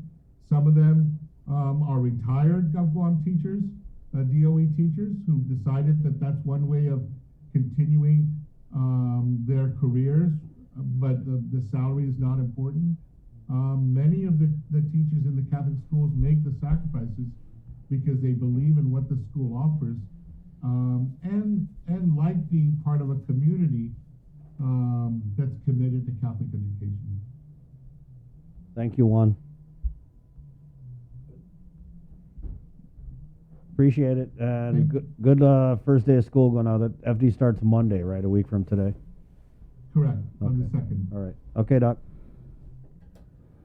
Dr. Juan Flores, Catholic Schools Superintendent. I got to take a quick break, and then we're coming back with Mark Scott of the Guam Guard next, right here on the link. Good morning. Catching your favorite events during the Tokyo 2020 Summer Games has never been easier. In addition to the KUAM TV8 broadcast presentations of the July 23rd opening ceremony, the competitions you look most forward to, and the poignant closing ceremony, you can stream the specific events you want to watch through NBCOlympics.com and the NBC Sports app. Visit KUAM's website and click on any of the Tokyo 2020 banner ads and you will be whisked away to all the action. If streaming sports in the Summer Games is on your personal viewing schedule, then look no further than KUAM.com for links to watch the Tokyo 2020 Summer Games.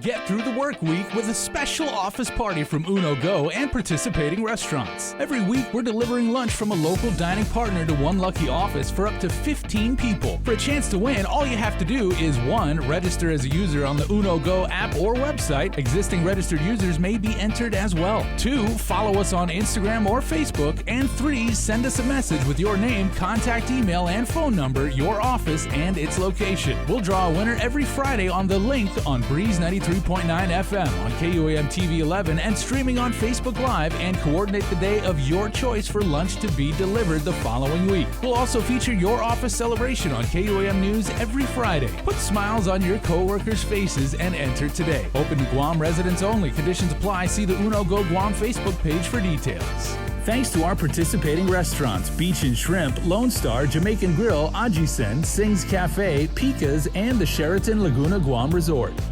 This week's Office Party giveaway is from Jamaican Grill. Enter today to win.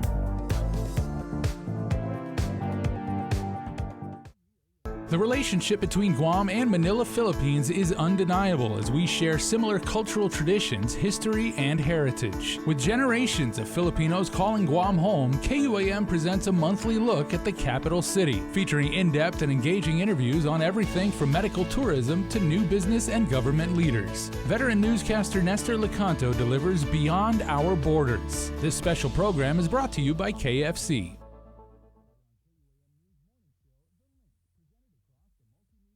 We're on a mission to fill the bus with necessary school supplies and food for our island's children in need. The KUAM Care Force and Salvation Army, along with our partners GTA, Twinkles, Anderson Air Force Base, and Kloppenburg Enterprises, are collecting necessary items including school supplies and food items to help send our community's youngest and most vulnerable members back to school. New backpacks, notebooks, pencils, pens, crayons, and other donations are welcome, as well as food pantry items. Please do your part and give every child a chance students to learn, grow, be nourished, and have a wonderful return to school. You may drop off your supplies to our Harmon Studios weekdays between 9 a.m. to 5 p.m. up until Friday, August 6th, or come down to our finale between 10 a.m. to 2 p.m. on Saturday, August 7th, where we'll be attempting to fill the bus with all your donations. Rise up to the challenge, embrace radical generosity, and help us fill the bus for Salvation Army and kids in need. See the complete list of items being accepted on KUAM.com. GU Self-Storage, conveniently located near the Harmon McDonald's. We offer affordable rates, online payments, and auto bill pay for your convenience. Plus gate access daily from 6 a.m. to 9 p.m. Call us today at 648-7867 for more information. Grow stronger and stronger for you, so girl, if you only knew how much this heart of mine's beating for you, and will you ever know my love grows stronger and stronger for you, so check it out. I can't help to say that I love you. Yeah, there is no other girl to challenge you down the way. Welcome back, everybody, to The Link on a Monday morning. Olympics in full swing. We're going to let you guys know about our daily Olympic trivia coming up, but not before we get to our friend Captain Mark Scott, who is with the Guam National Guard. Good morning, Cap. Hey, good morning, Jason. How's everybody doing? Oh, good. How are you guys doing over there? All right. We're doing fine and dandy. Mark Scott, of course, the Guam Guard spokesperson. So I saw a release from Public Health that the vaccination clinics are going to be closed down this Saturday. The one at UOG. Oh, one at UOG.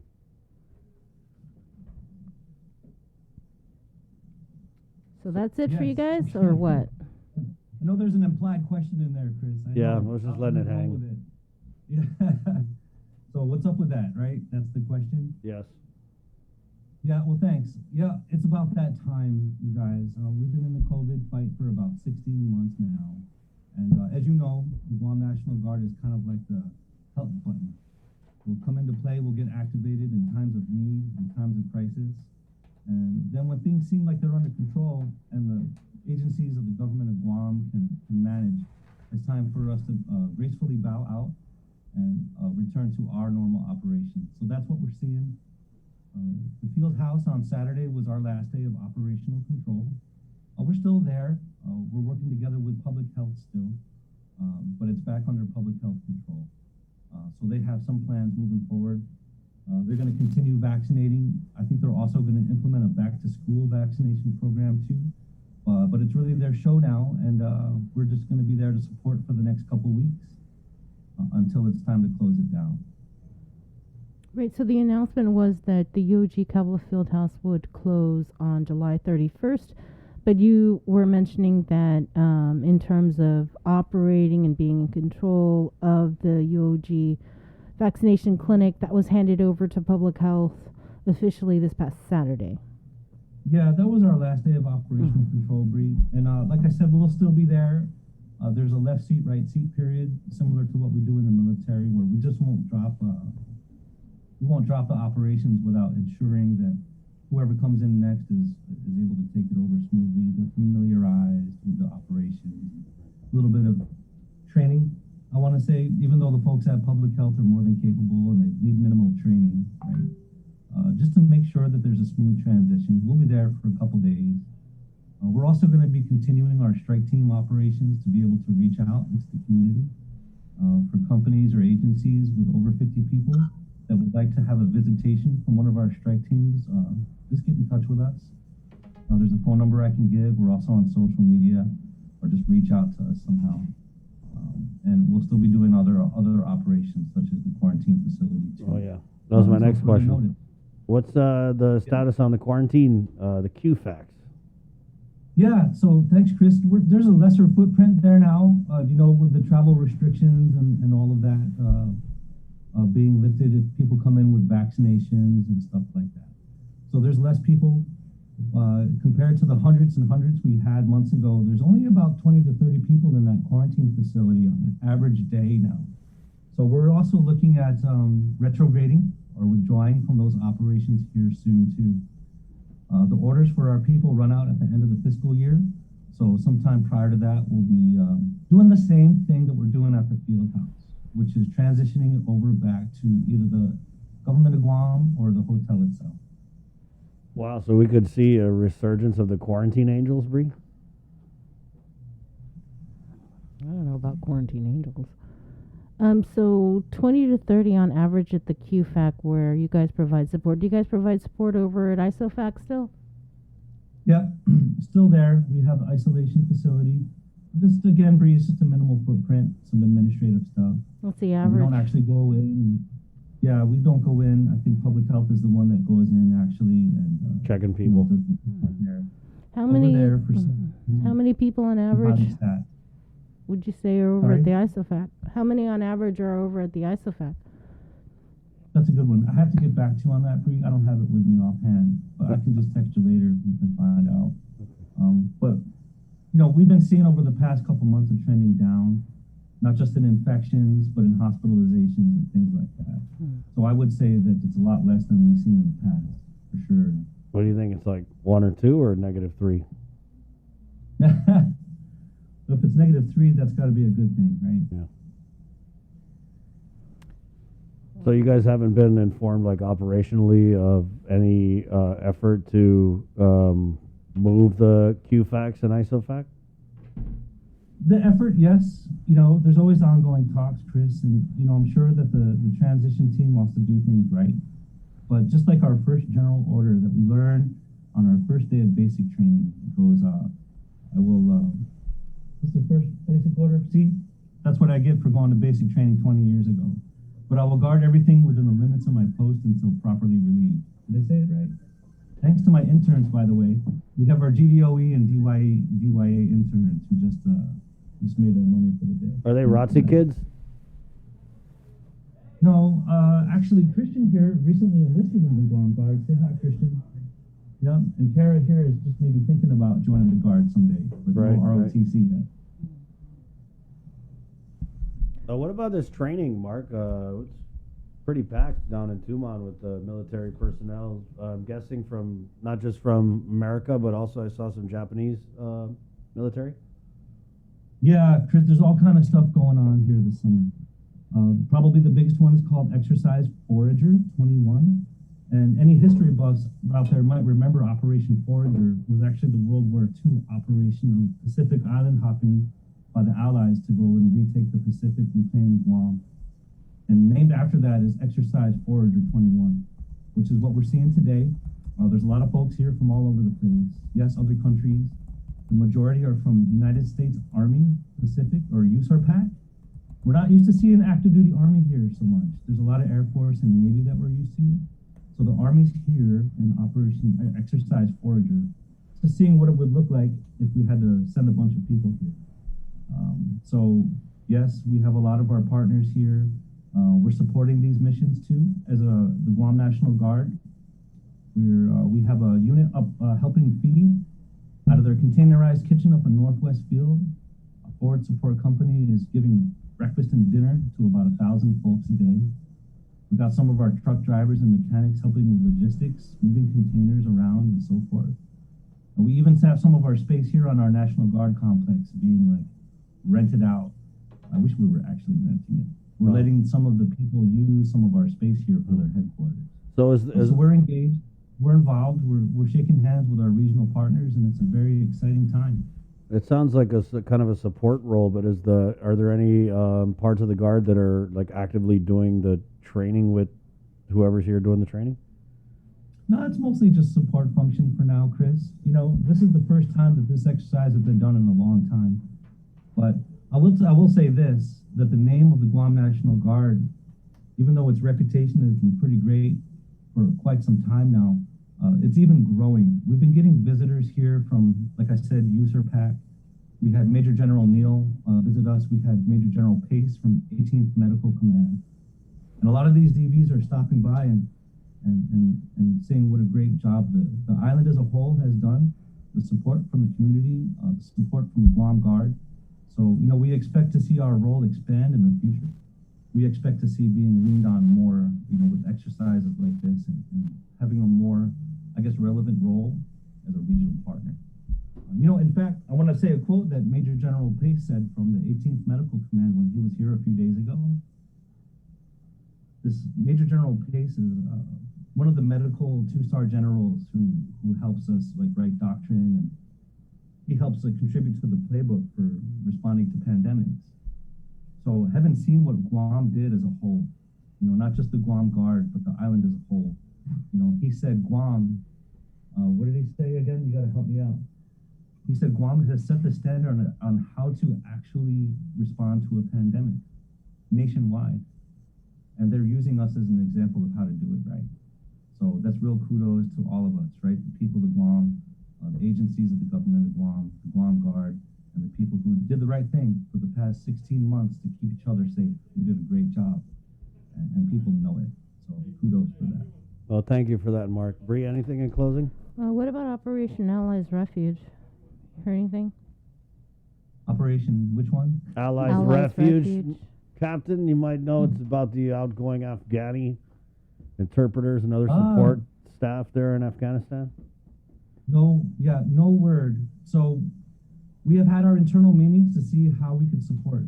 It's probably not a lot because we're very engaged. And we've been in communication with the governor's office and our military partners. So just kind of be proactive and let them know, hey, this is what we could support if the word comes down. But the word hasn't come down. So we're just on standby too, just like everybody else. Also, I didn't know if you wanted to mention or say anything. I just noticed that Brigadier General Lozama, he retired. Yeah. 43 years, Bree. Can you imagine? 43 years of service to his island and nation. Yeah, thank you. Thank you. He said to the people who he worked with his career, thank you, thank you, thank you. General and family, we thank you for all the leadership, all the mentorship, and all you've done for us for 43 years. I think Chris was only in his mid-20s 43 years ago. Yeah, still a young whippersnapper. You think about how far that goes back, you can only imagine the impact that he's had, not just on the Guard, but on the island as a whole. And we definitely thank him for that. His legacy will live on. All right. All right. Thanks a lot. Thank you, Mark. Anything else? Yeah, can't miss an opportunity to say thanks. One of my friends from the 593rd Expeditionary Sustainment Command just walked in, Sergeant First Class White. All of our partners here with Forager, thank you all for being good partners and good guests. Our interns. Right on. And of course, that we work with every day. Thank you all so much. Mark, was there another one? Was it Pacific Iron? Yeah, Pacific Iron is a PAC app, so that's Pacific Air Force exercise. Kind of similar to what we just talked about with Forager, which is the Army exercise. Yeah. Guam is really in the spotlight regionally. There's this thing called the Pivot to the Pacific, which includes a pivot to Guam. For the past 20 years, we were interested in places in the Middle East. There's a lot more attention in this region now, too. So it's not just the Army with Forager. The Air Force, too, is interested in learning more about if we have to move people to Guam. What does it look like? What mistakes can we learn from? How do we smooth out the process so that if it ever does happen, we're going to be just that much better at it? And that's all these exercises are for. Got it. Thank you, Captain. Thank you, Mark. Thank you guys, too. Appreciate it. Get those interns to work over there. They got to take a 20-minute sitting break. Yeah, I can't believe they're still sitting down. You should have at least had them at parade rest. Thank you, guys. Okay, Mark. Happy belated liberation. Viva. Viva, viva. That's 9:16. Let's keep it in the KUAM News Zoom room. And bring on Senator Joanne Brown here under the link. Good morning, Senator. Hi, Chris. Good morning. How are you? We're doing pretty good here on the link. Thanks for joining us. So I brought you on because we had Linda Bonas on Friday, and I know that there had been I want to say it was DPW's budget hearing, where you had kind of asked about this. Can we just start at the beginning, though? So you actually got a tip about DPW management receiving overtime while working the quarantine facilities? Actually, there were more than one. Earlier this year, my office did receive that. There were individuals that were calling in to let me know and were concerned that an unclassified individual that, was what they viewed in a higher management position was receiving overtime, what they felt was excessive overtime, for overseeing bus operations between transportation of individuals coming into Guam to and from the airport to the quarantine hotels. And so they raised that concern because they didn't feel it was necessary and they felt it was excessive. So and of course, when my office received that, when we receive these type of anonymous tips, we simply refer them to the respective oversight chair because they're certainly in a more direct position to engage with the director of those department or agencies to relay that concern or follow up, and determine if there's any valid merit to the concerns that are being raised, and if so, certainly address corrective action if necessary. So were you able to catch the interview we had with DPW Deputy Director Linda Bonas on Friday? I did hear a portion of your interview last week with regards to that, yes.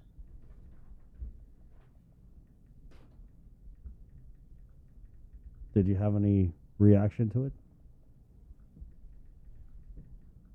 Well, I think that's something certainly DPW management needs to address because the concern is there. If your personnel are raising the concern, it's something that certainly the director should have looked into to address. We were made aware the individual was in a limited term position. I mean, those positions, while we see them in government, I mean, they're political appointed positions because you're simply taking someone who is not applied for nor qualified for a position and placing them there supposedly temporarily to perform a task for that period of time. So that was a concern and frustration. I mean, you have individuals that work in these department and agencies for many, many, many years, and they're certainly, in some cases, they're not earning the high salaries some of these higher management positions are earning, obviously.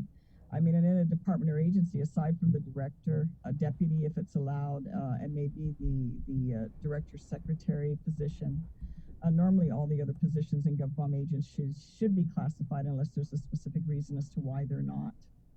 Of course, mayors are able to hire their staff just like the legislature, just like the governor's office is able to. But when that happens, obviously, in some cases, that's going to, it's going to ruffle some feathers. It's going to cause some sense of concern among employees, especially if they feel those positions sometimes are being abused. I mean, it's hard to take for direction from someone that maybe you don't feel is experienced in that area or has the capability or leadership to provide you that direction. And that's not an uncommon thing you hear about, with individuals in politically appointed positions, certainly capacities that I've held for a number of years in my own government career.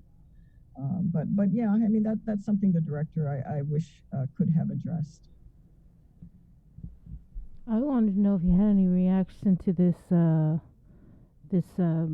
action by the acting governor regarding the All Rise, where people, don't have to wait in line anymore to get their mayor's verification. I mean, and he didn't even sign an executive order or anything. It's just like, just you laws through press release.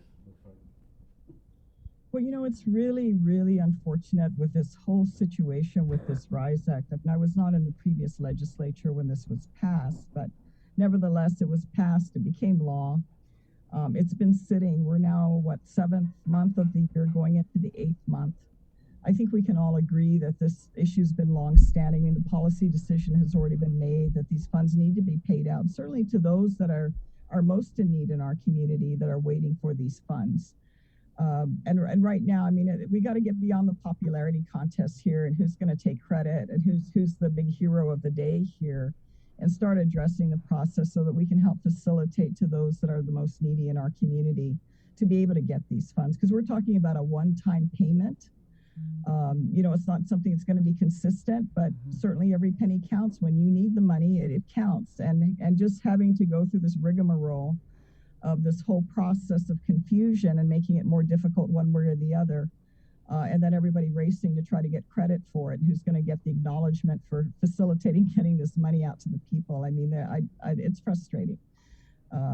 The rules are changing from one day to the next, and I think we just need to get the money out. I mean, it's the months are passing by and the needs are not any less, and I don't think this issue is going to be put to rest until these payments are made. When do you think that's going to be?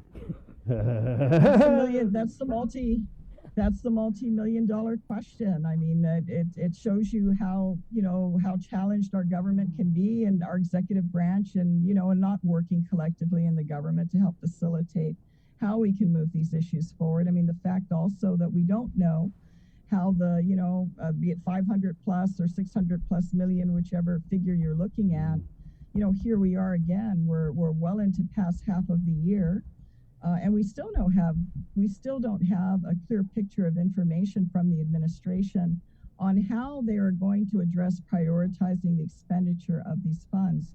I pretty much sat through most of the budget hearings in the last few months, and it's very difficult, and I don't even know how we can proceed with appropriating a budget. And of course, our jurisdiction is to address our funds that are under the legislature.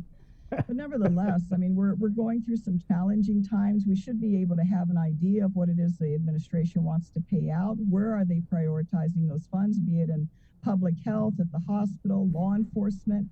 I mean, Chris, I sat through the public hearing with Customs the other day, and they're telling us they're not able to pay their rental. They're not able to pay for or purchase their fuel for their vehicles. And of course, I think we can all agree because of the impact of our visitor industry. I mean, Customs was directly affected because the income that they need to operate comes from the fees of these passengers coming in and out of Guam. And so those are really direct connections that you can look at that were impacted by this COVID situation. And certainly you would think those things would have been not just, we shouldn't be waiting around. We should have already been seeing what we can do to facilitate as well, to make sure that those basic operational costs are addressed. And it's a strange time because there's never in the history of Guam where we've ever had the chief executive have this kind of money that, we're repeatedly told is not under the jurisdiction of the legislature and it's almost, kind of being a bit not under the jurisdiction of the people of Guam, because the legislative branch represents the people of Guam through the formal process of the three branches of government. It's not the administration's money. It's not the governor's money. And yet we still are going through a budget process without any idea. This is after, she sat down with my colleagues and, almost a couple months ago in that unfortunate meeting there that ended up being closed door as if it was some big secret. And it's still a big secret 2 months later. We still have no idea. And it's not just us in the legislature, but the community, the people that this money was intended to be provided for. We don't know what those priorities are other than, I'm going to put $300 million aside for a new hospital. That doesn't help us manage our cash very effectively, especially at a time when we are going into what I see as a very uncertain future.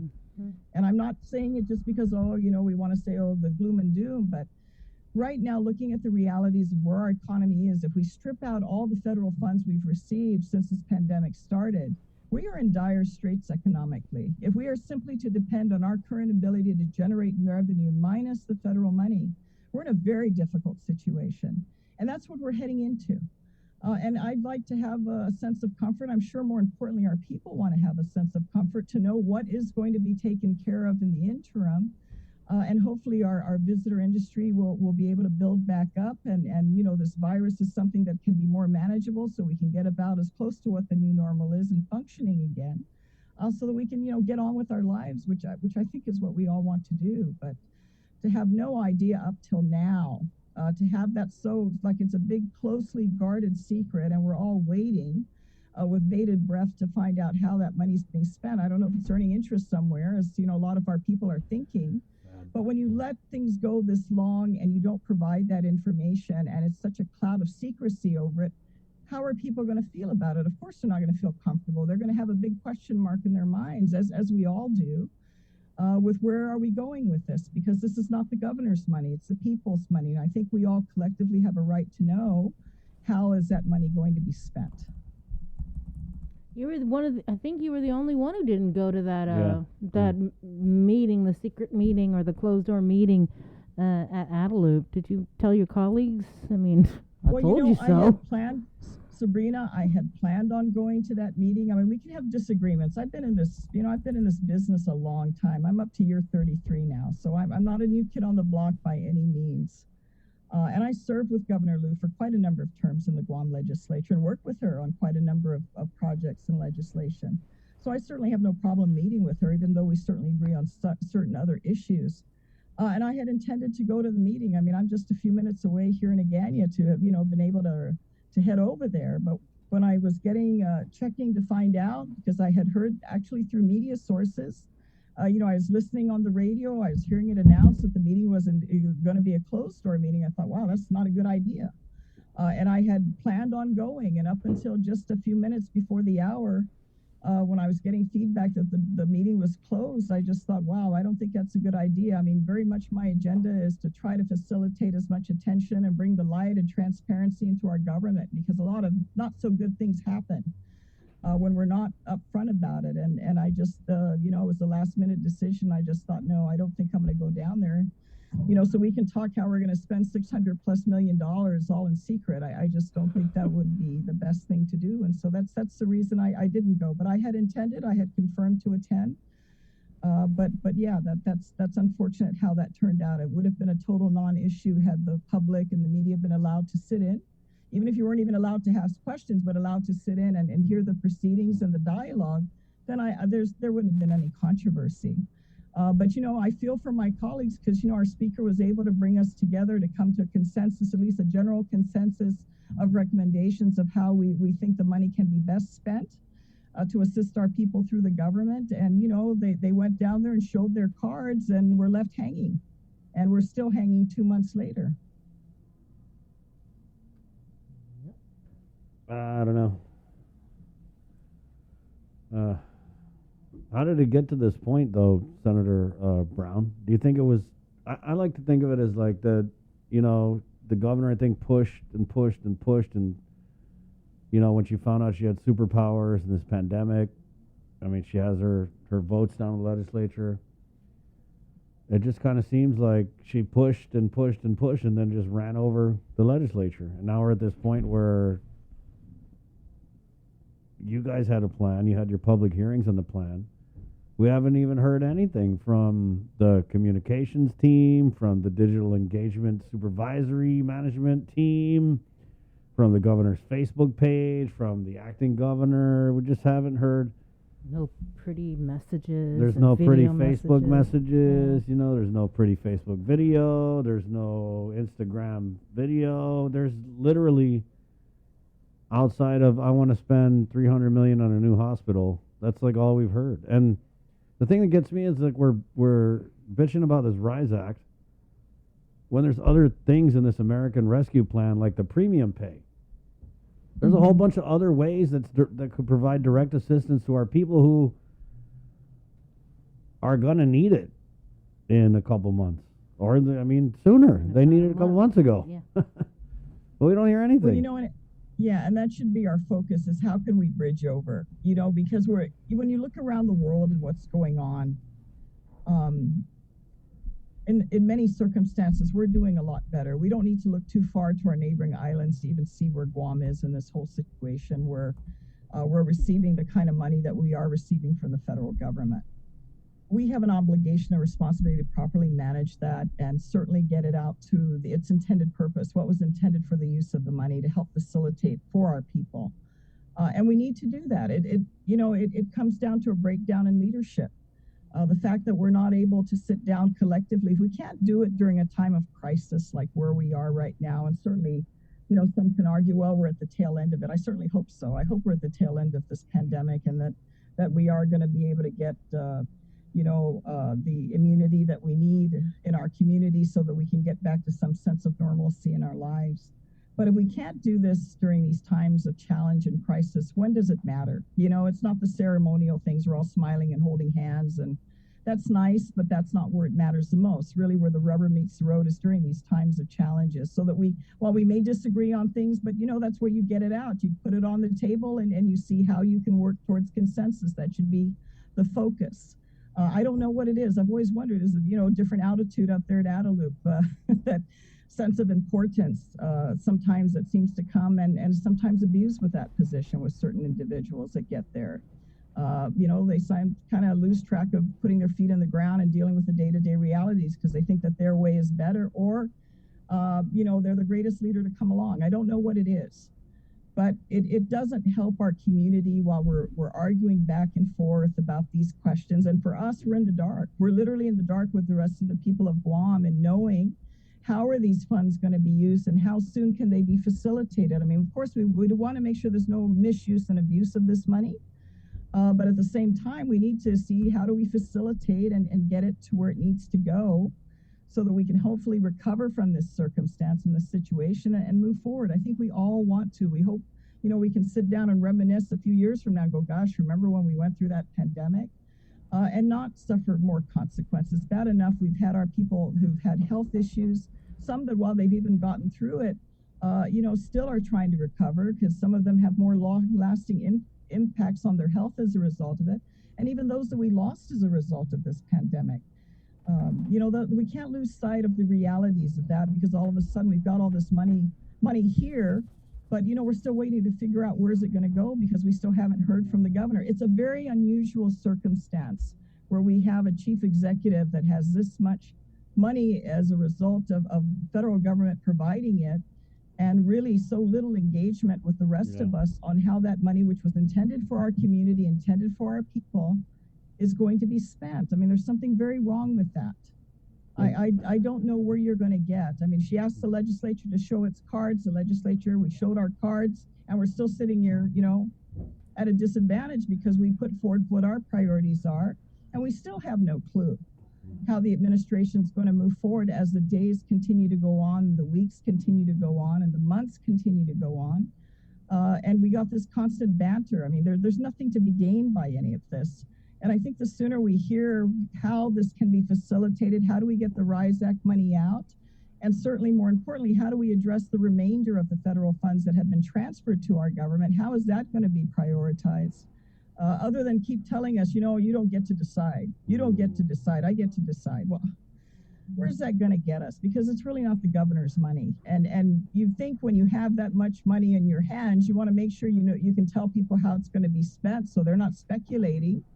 That there's going to be any funny things going on, and your favorite vendors or whatever the case are going to be the ones to benefit versus, ensuring we go through the proper process and making sure the money's properly spent and gets to where it needs to go. Well, Senator, I got to let you go because we got some other guests, but I just got to say that this is sounding an awful lot like a dictatorship.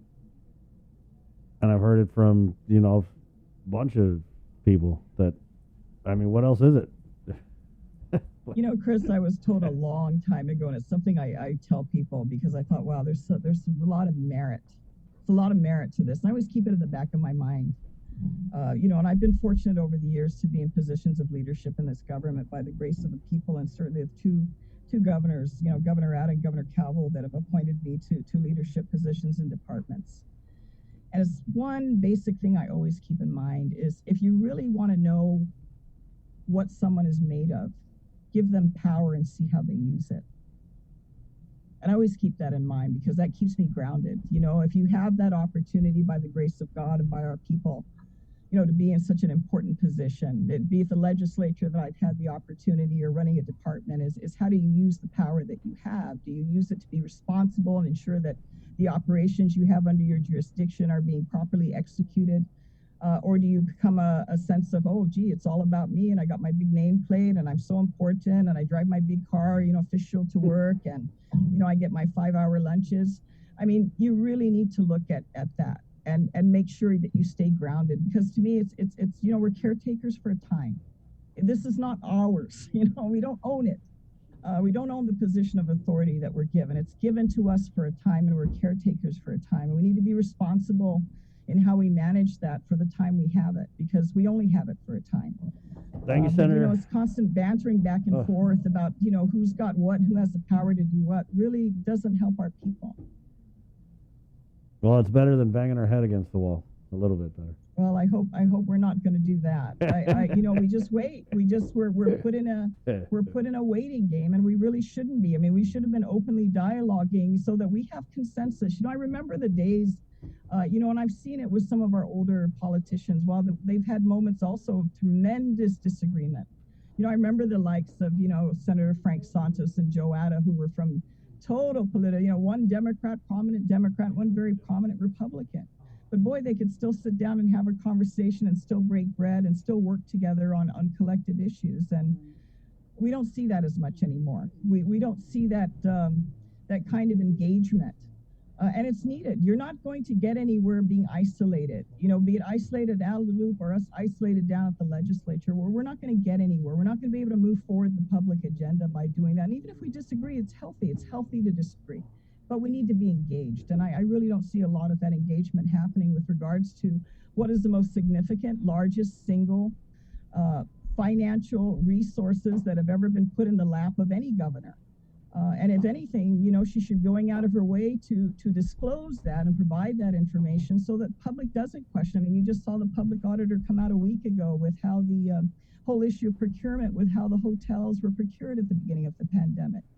That's the kind of stuff you want to avoid. I mean, people want to know you're doing it in good faith, and yeah, mistakes may be made, but you don't want to leave yourself open to abuse. Yeah, I just go back. I go back to that hearing when the Senator Sabina, the procurement oversight, wanted to have an oversight hearing. A governor, I think her response was like, "I don't understand why there's still questions. I already told you." Remember that? We're just looking. Senator, we got to run. Thank you. No problem. It's good to talk to you guys. All Hopefully right. we have a better week. You take care. Hopefully. Bye-bye. You know what I was just reading on the internet? There's some of these Treasury guidelines, Bree. You see these? Yeah. Yeah. So there's one here. I just want to fast forward to ineligible uses. There's only 3 things here that changes that reduce net tax revenue must not be offset with American Rescue Plan funds. Extraordinary payments into a pension fund are a prohibited use of this funding. Other restrictions apply to eligible uses. But under, pretty much the top example for uses of these funds, the ARP funds, deliver assistance to workers and families. This is under address negative economic impacts. Deliver assistance to workers and families, including support for unemployed workers, aid to households, and survivors' benefits for families of COVID-19 victims. Support small businesses with loans, grants, in-kind assistance. Premium pay for essential workers. Provide premium pay to essential workers both directly and through grants to third-party employers. Prioritize low and moderate income workers who face the greatest mismatch between employment-related health risks and compensation. Key sectors include healthcare, grocery and food services, education, childcare, sanitation, and transit. Must be fully additive to a worker's wages. So yeah, the guidelines are pretty simple to figure out. Apparently not that simple if you work down there at Adelup. Well, it's 9:40. We're going to take a really quick break, and we're coming back with Jay. What do we got coming up? We have got Junior Achievement. We have got one of the supervisors for a summertime program, and then we've got 2 of the future executives in the world of business, and we were talking financial literacy when we come back. Okay, well, there you go. It's 9:40 on the link. Good morning. Learn more Get yourself all caught up with the week's games, scores, and highlights with the KUAM Sports Weekend Roundup on KUAM News Weekend Edition. It's all inclusive, all the fun and all the action wrapped up in the perfect presentation. Relive the moments on the KUAM Sports Weekend Roundup, brought to you by Gatorade. Greatness starts with G. After a year with so many games and events delayed or unplayed, the world is ready for anything and everything in the world of sports. KUAM Communications is ready with more games, more championships, and more specials that are guaranteed to bring out the fan in you. Don't miss a minute of gameplay from NBC on KUAM TV 8 or from CBS on KUAM TV 11. Every month, we'll bring you the action and excitement. Brought to you locally by Michelob Ultra, Superior Light Beer, Marianas Irrigation and Landscape, and Docomo Pacific. Just more great reasons to tune in and turn on so you'll fall in love with TV again with the best from KUAM Communications. Looking for TV schedules, upcoming sports, or special presentations, or what you may have missed over the busy week you had? Well, look no further than KUAM Digital Digest. This weekly emailed newsletter puts all kinds of information in the hands of subscribers each and every week. Just subscribe and we will make sure you keep up with your favorites and stay informed and entertained throughout it all. Go to KUAM.com, click on the newsletter tab, give us your email address, and you are all set. Brought to you in digital partnership with King's Restaurant and Ruby Tuesday Guam. It's the KUAM Digital Digest, your weekly guide to the latest information and best entertainment on the stations and platforms of KUAM. KUAM KUAM's multi-platform morning show, The Link, just got a little more delicious with Feed Me Fridays. Chris, Sabrina, Jason, and the rest of the morning crew will take some time off each Friday to talk, taste, and tempt you with all the latest and greatest food and drinks on Guam. Old faves, new hits, and everything else we can put in our bellies. It's Feed Me Fridays on The Link, brought to you by King's Restaurants, Ruby Tuesday Guam, and Devondale. June makes the best malasadas in Hawaii, a fact not lost on Daryl, whose brother Byron is cooking the onaga he caught at his secret fishing spot with his girlfriend Malia, who used to work for the Shave Ice Guy, whose second cousin Vince drives the school bus ridden by Calais, whose auntie makes the best malasadas in Hawaii. Everything here is connected, and with the new First Hawaiian Bank mobile app, you can stay just as connected to your finances, and it all starts with yes. Do you feel like you're missing out on something? Make life more rewarding with Pacific Points. Earn and redeem points for bill rebates and free load at IT&E, discounts on fuel at Shell, vouchers at Foodies, and United Mileage Plus miles. You can even pay with Pacific Points at IT&E, Shell, and Foodies. Pacific Points. Do more, get more. GU Self-Storage, conveniently located near the Harmon McDonald's. We offer affordable rates, online payments, and auto bill pay for your convenience. Plus gate access daily from 6 a.m. to 9 p.m. Call us today at 648-7867 for more information. The relationship between Guam and Manila, Philippines is undeniable as we share similar cultural traditions, history, and heritage. With generations of Filipinos calling Guam home, KUAM presents a monthly look at the capital city, featuring in-depth and engaging interviews on everything from medical tourism to new business and government leaders. Veteran newscaster Nestor Lecanto delivers Beyond Our Borders. This special program is brought to you by KFC.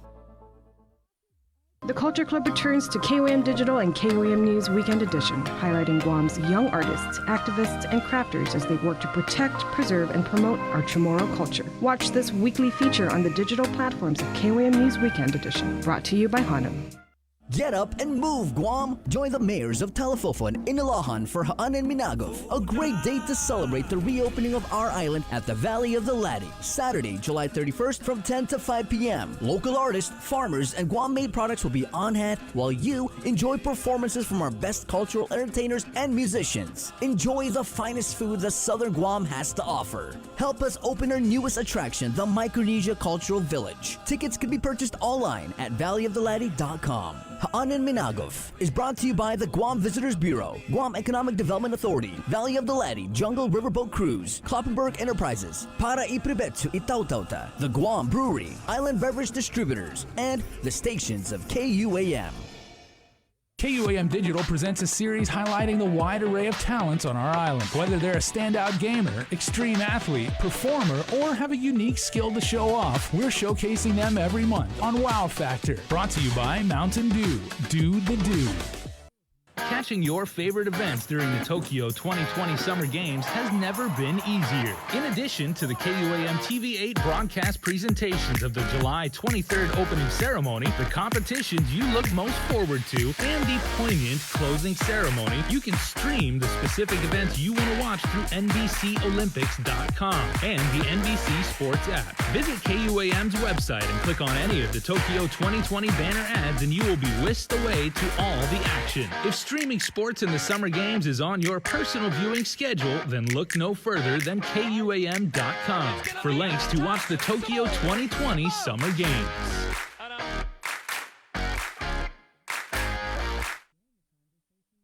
With Chris and Sabrina, call 637-0094. Breeze 93.9 FM.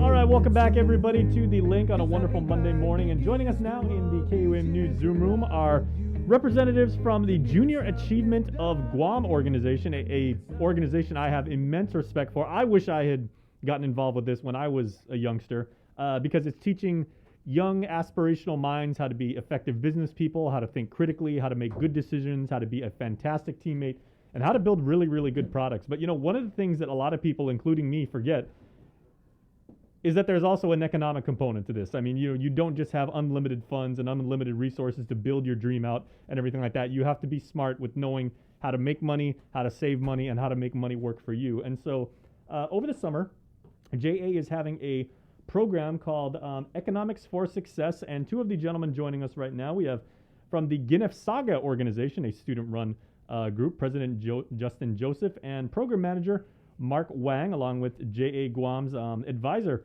Pinky Lujan. So, ladies and gentlemen, thank you so much for joining me this morning. Thank you, Jason, for having us. So, the first event, or the event that the boys are here to talk about, is happening this Thursday at GCC. So we'd also like to acknowledge the Guam Community College, Mary Okada, for allowing us to use their venue for the program.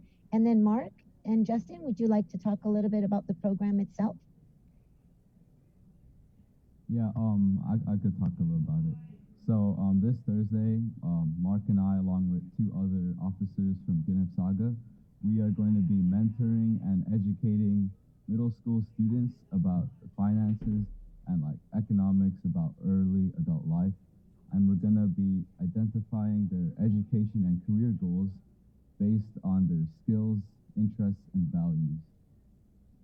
And there's 4 main topics we'll talk about, and I will let Mark break them down.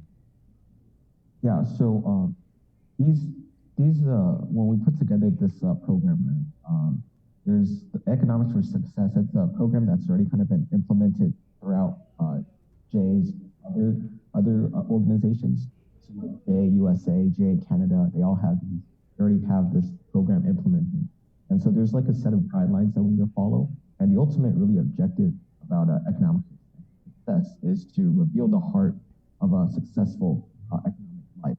And so the 4 main topics we'll be talking about is like, the first topic is going to be about helping students identify what their career interests and like educational interests are. And that's just based off, what their values, skills, things like that. And we have activities planned, that are, fun and engaging activities planned, to help students, right? And it's a learning experience, but at the end of the day, it's also supposed to be fun.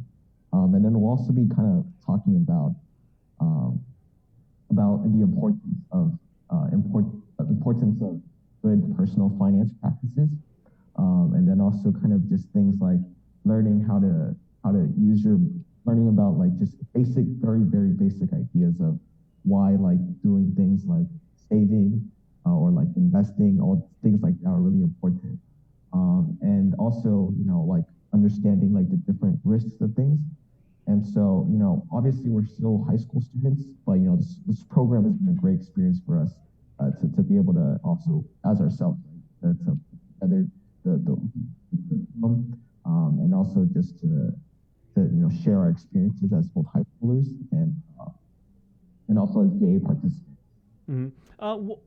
Guys, what would you say is maybe one of the most common misconceptions, like when it comes to understanding personal finance? Because everybody just kind of like believes that, like, okay, well, you make a little money, you may have a side hustle, you have like a job of some sort and everything like that, and then you get your money, and then either you pay off your bills and whatever's left is, your discretionary income, or you just, you put it in the bank and then you should be good. But in the real world, it's really not that simple. Like understanding personal finance and the way to actually make money work for you, it gets a little bit more involved in that. So I think a lot of the emphasis on is obviously, like having things like a budget of some sort, and also, living within your means, and also just, trying putting away as much money as you can. But also not only that, to kind of like put that money somewhere that's where like investing it somewhere that's eventually going to grow. Like just kind of like ideas like that. Okay. Now, Justin, I'd like to ask you a question because, like this mentorship aspect is so critical to proper leadership and in making sure that, you have long-term success, because, you can have like 1 or 2 rock stars, and then when they move on, or, the next generation maybe comes up and they may, have to go through all of the, the missteps of the previous one. Did you guys are actually imparting wisdom and experience to I want to say the next generation, but realistically, I mean, they're kind of still your peers because they're not much younger than you. So what does it mean for you to kind of like, not only share what you've learned and what you now know and what you're passionate about, but also, to be able to take away from young people and be able to learn from them? Right.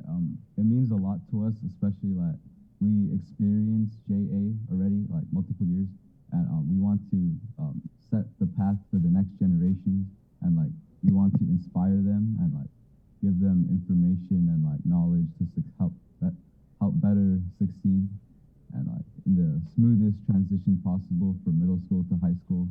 Like we've been there, like we understand the jump like between the middle school and high school. So yeah, we just want to make the transition as smooth as possible and help them better for that.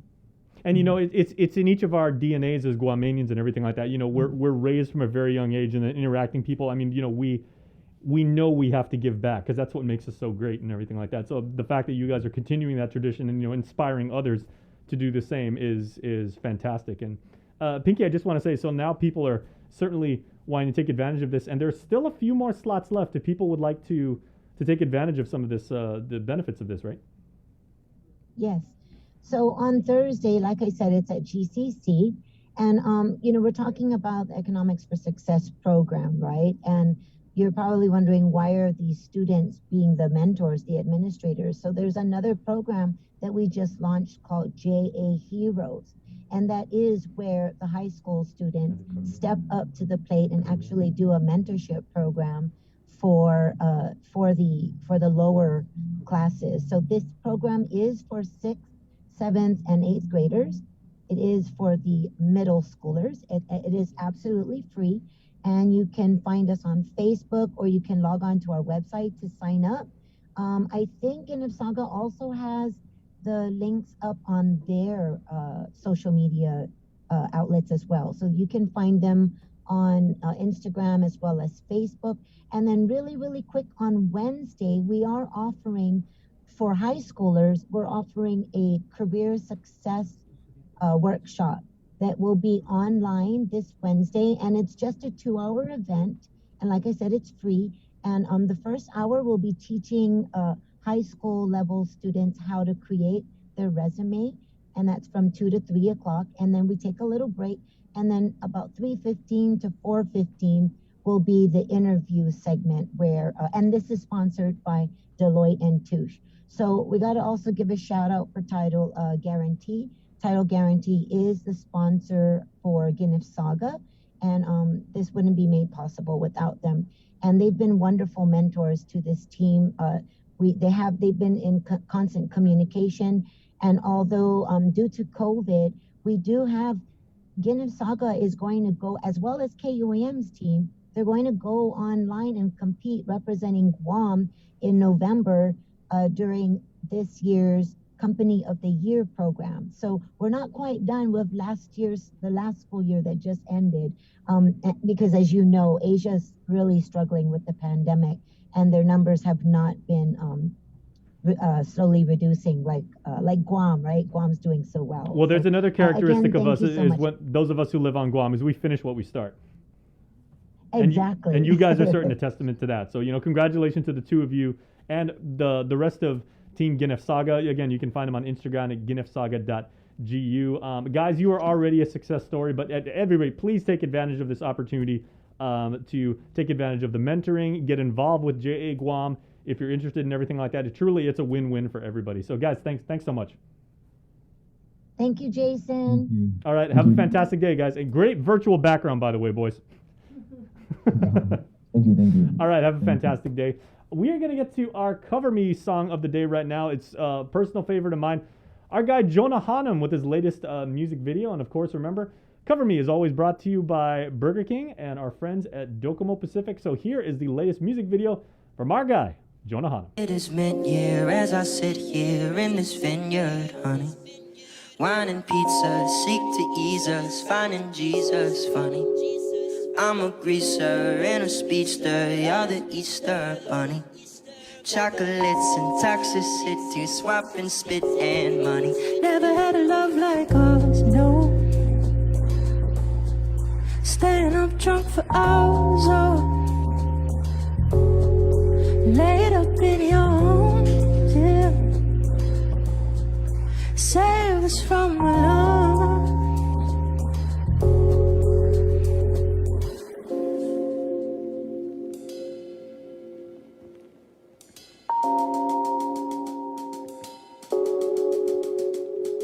She's knocked out and I've been wide awake. She gives love and all I do is take. She gets mad and kisses me again. Pretty sure I'm in love with your friend.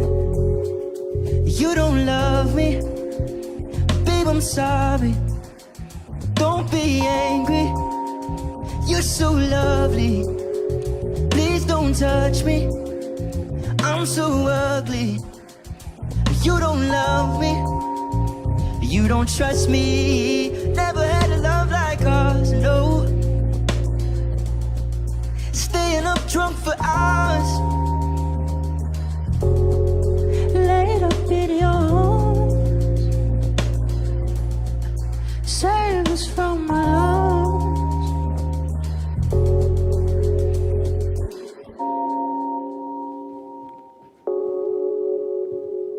He's asleep and she's been up all night.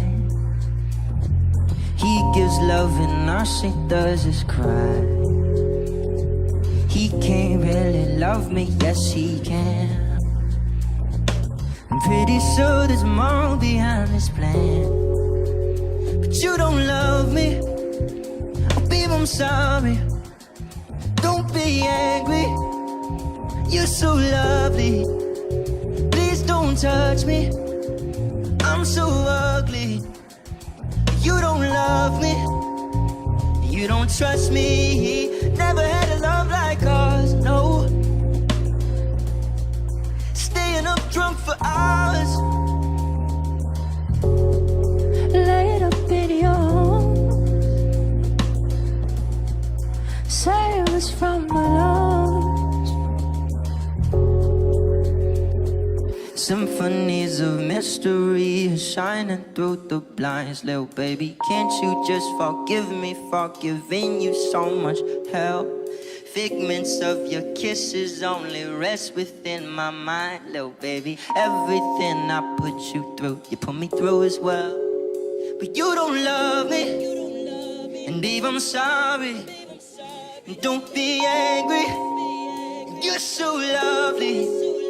Please don't touch me, say I'm so ugly. You don't love me, you don't trust me. I never had a love like ours, no. Staying up drunk for hours, laid up in your arms. Save us, baby, you don't trust me. Never had a love like ours.